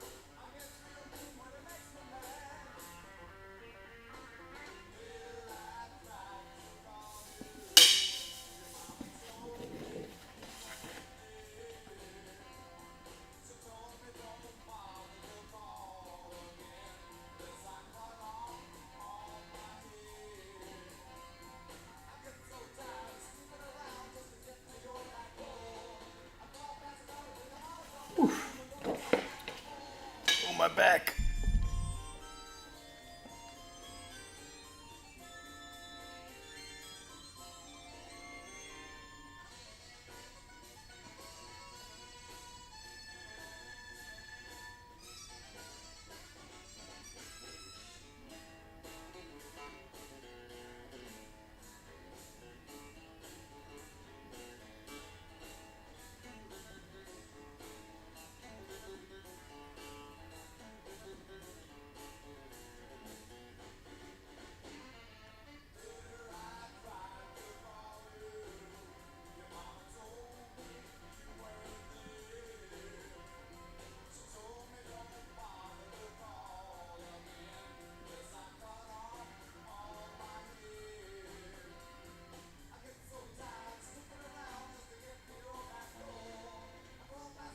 All right. Whew.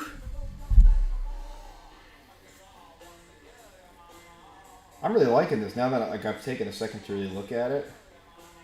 It's really getting to a nice place where I'm really enjoying it. I think I have a couple more things to do with this mic. I might grab another Micron. That's a number one. Is there another number 8? This is all number 8s. This looks a little more potent.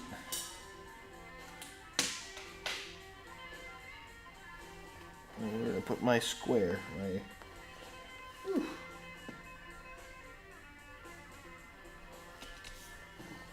What the hell did my fucking thing go?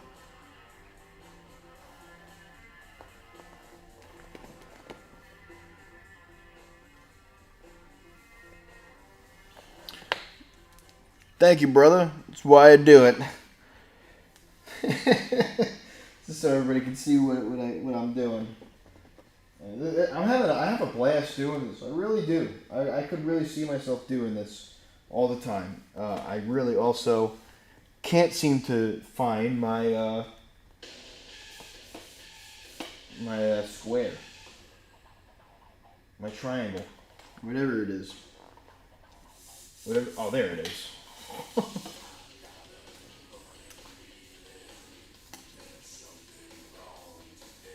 Oh yeah, it's a lot better.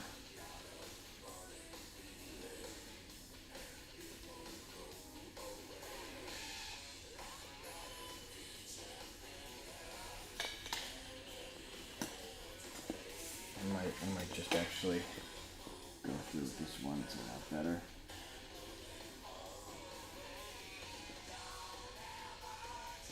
So Chinese Democracy ended up being on my algorithmic playlist because I was doing a deep dive of it very recently. Because I remember buying it as a teenager, kind of buying into all the hype, and it was just honestly the most unlistenable album I've ever heard in my life.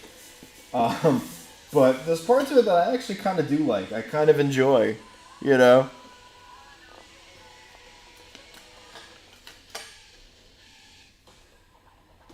It's kind of like the same thing of like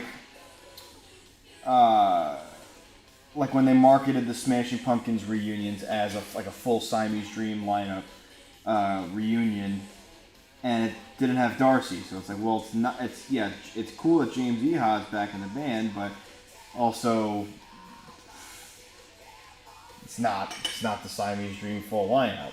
Which obviously there is a bunch of issues with that, and like, you know, I mean, Billy Corgan's an insane person, but by the same token, it's kind of the same thing with Chinese Democracy, where it's like, if it's just like Axl Rose's solo music that they slap Chinese Democracy on, like, just to kind of I guess capitalize on that sort of legend part of it, you know.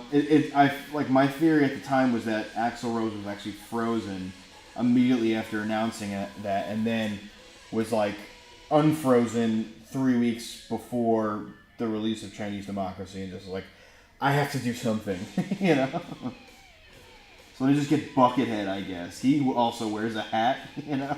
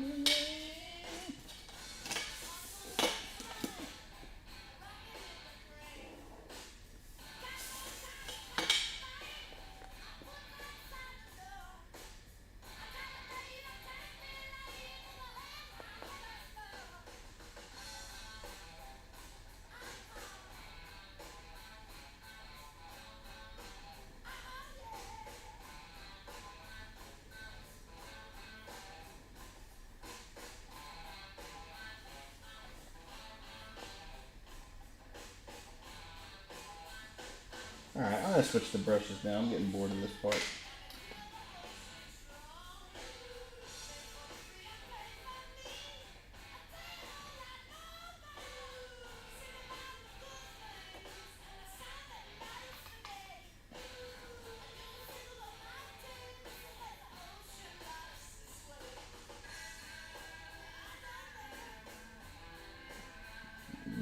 Excuse me.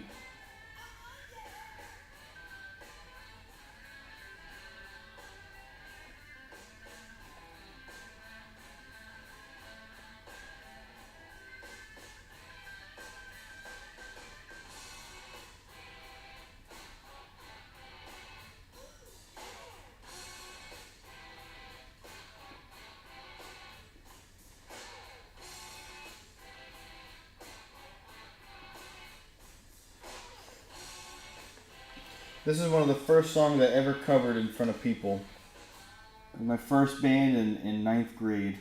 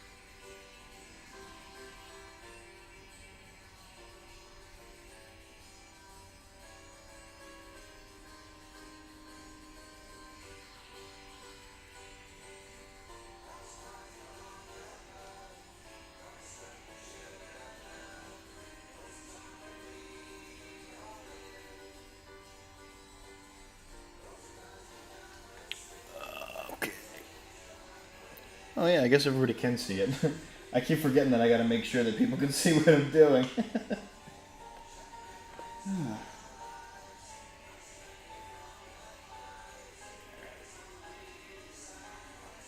gonna change up the vibe a little bit. What do I got here? Alright, well, an indie playlist.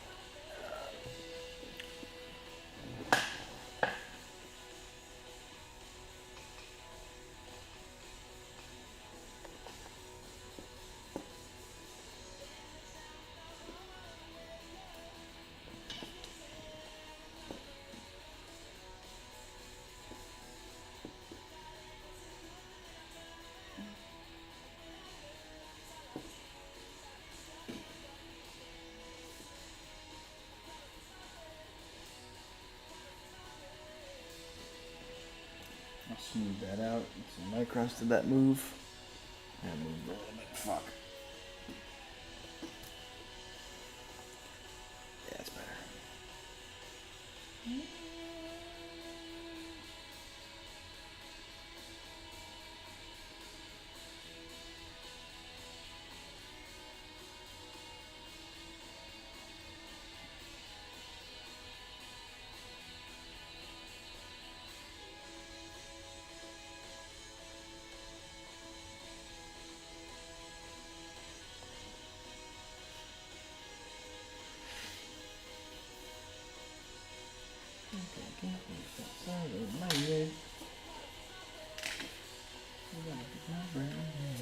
How we doing on time over here? Oh wow, 2 hours, 14 minutes. Wow, okay.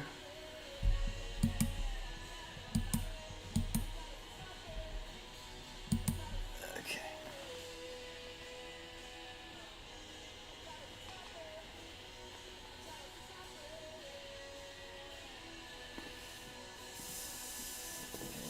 there we go. Perfect. Oh, get my arm out of the way.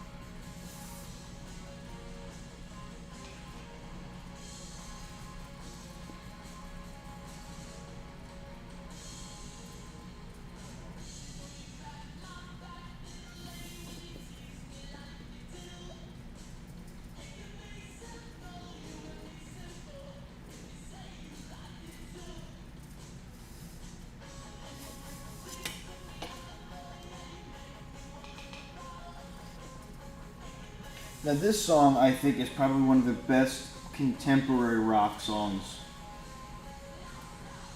in like history.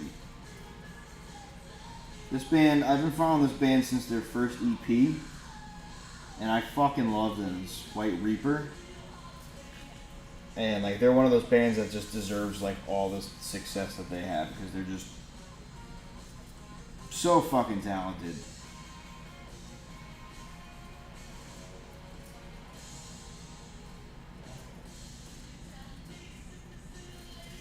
Keep the secret too.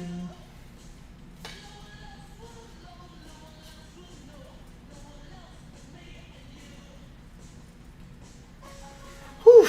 Oh, and a handbrake, hand strap. I saw this fucking what's it called? Exercise with your wrists where you like press and just like you let it go limp and you press like that. It feels really good.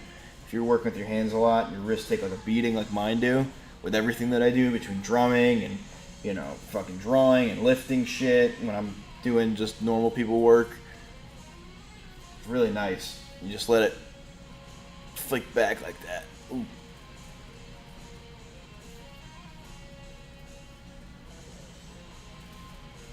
Oof. Alright, I'm taking a minute or two. No, yeah, I fucking love that band. They're probably like as far as like contemporary rock bands go, like probably my favorite band. Like that You Deserve Love record is so good. Everything they do is good.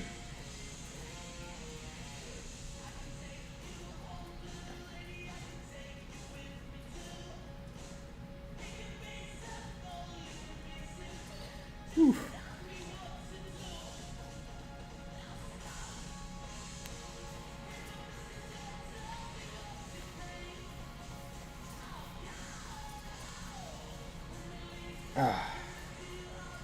I realize that this live stream is a lot of me grunting. Just a whole lot of me grunting.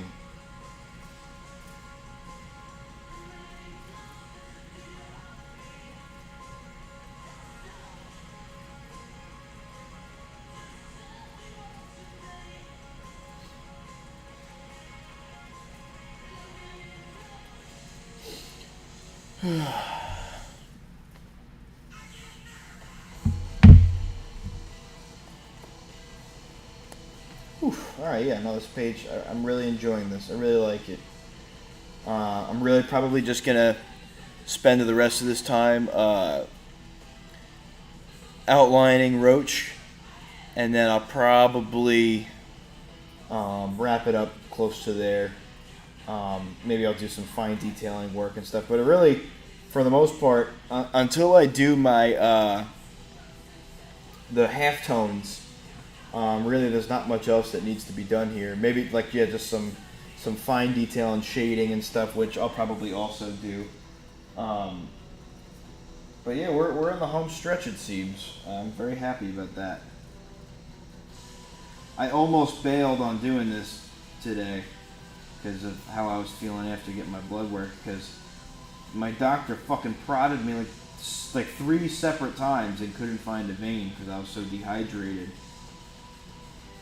Which means I have to drink more water, obviously, but it's been so hot that like I drink water and I don't realize that it's just not really getting used, or it's getting just absorbed because I'm so My body's just like looking for anything.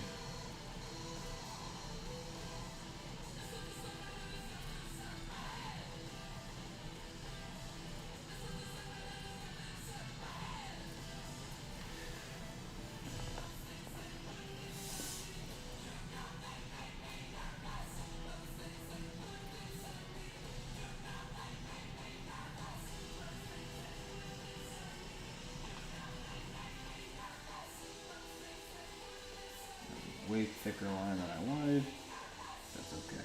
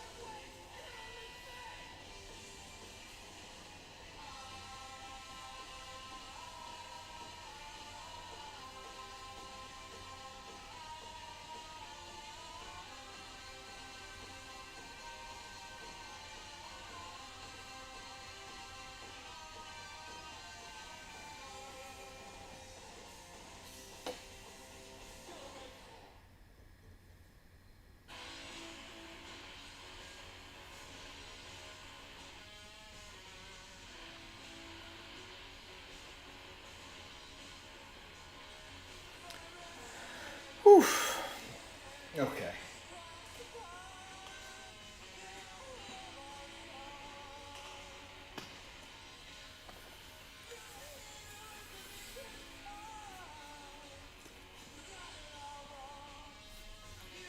Here's my number 8.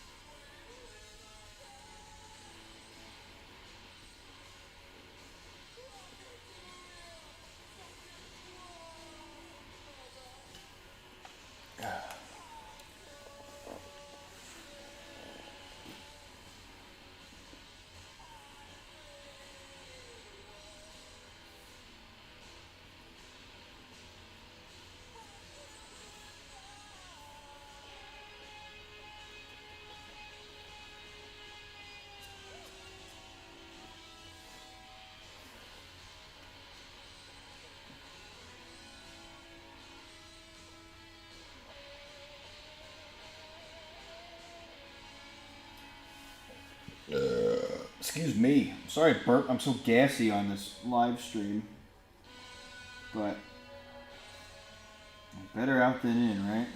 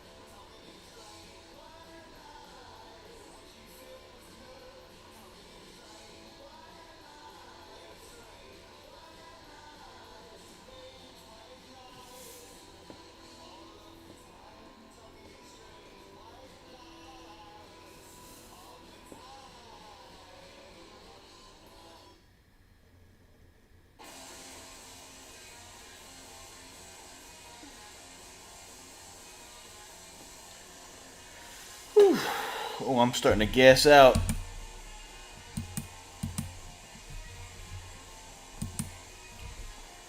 only so much that late night coffee could do. But I'm almost done. I'm basically, I'm just doing a whole lot of maintenance. Just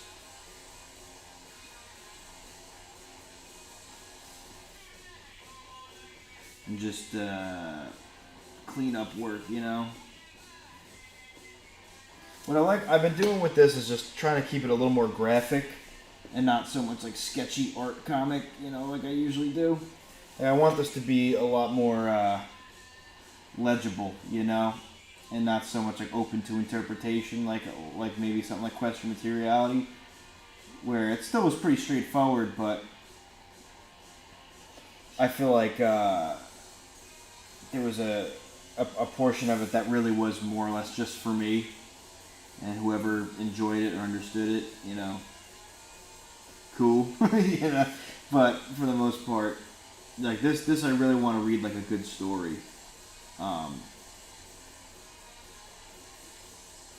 If that makes sense.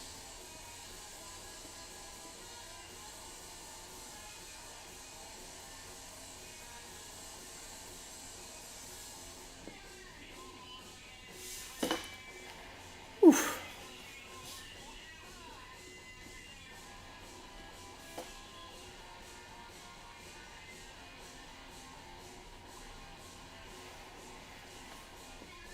I might even just give this a little bit of like a artistic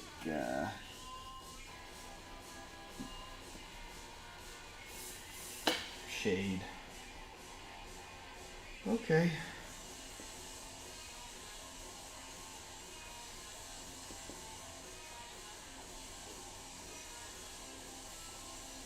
I think I missed that. Which I gotta get a little link on.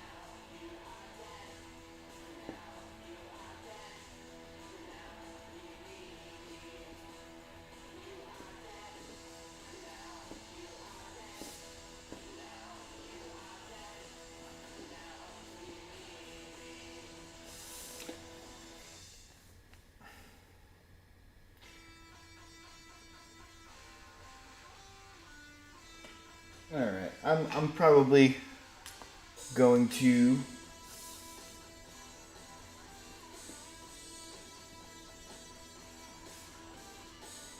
start wrapping it up here because there's definitely a lot mostly done here, but there's probably some things I want to sleep on and look over, which, you know, is new for me, but I'm just gonna allow myself the liberty to do it.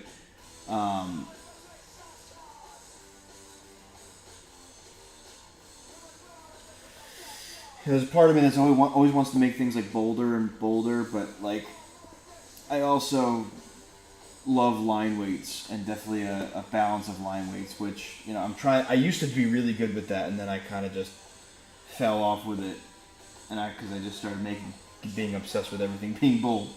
But I am I think I'm really satisfied with this page for what it's supposed to do. I mean, this is kind of, if you're reading if you've read the last 3 pages on the Cauldron of Burgers Instagram, at Cauldron of Burgers, this is really just continuing his ramble. Ooh, that's the last thing I think I have to do.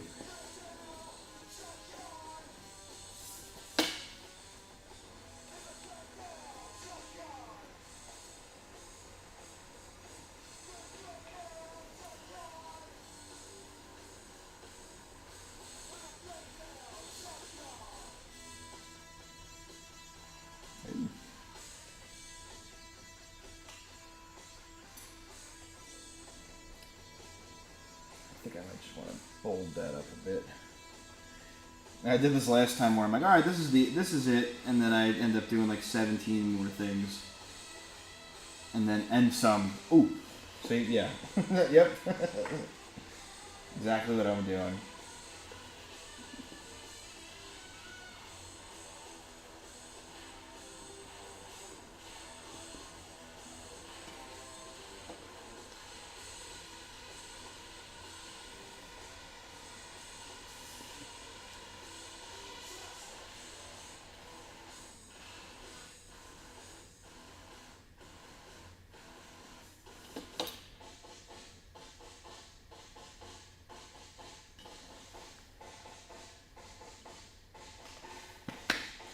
All right, I'm gonna shut that off.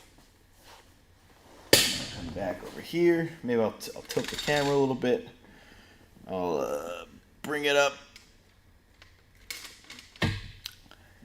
That is it for me. Here's the page, if you can see it. Definitely, it's not finished, but it is definitely inked. I might make a couple more choices as I get closer to scanning them and lettering them. But I'm really happy with that. I'm really excited about that. It's definitely falling in line with everything I want for that story. So I'm happy with that. I really appreciate everybody that hung out with me while I did this and listened to me ramble. And yeah, all right.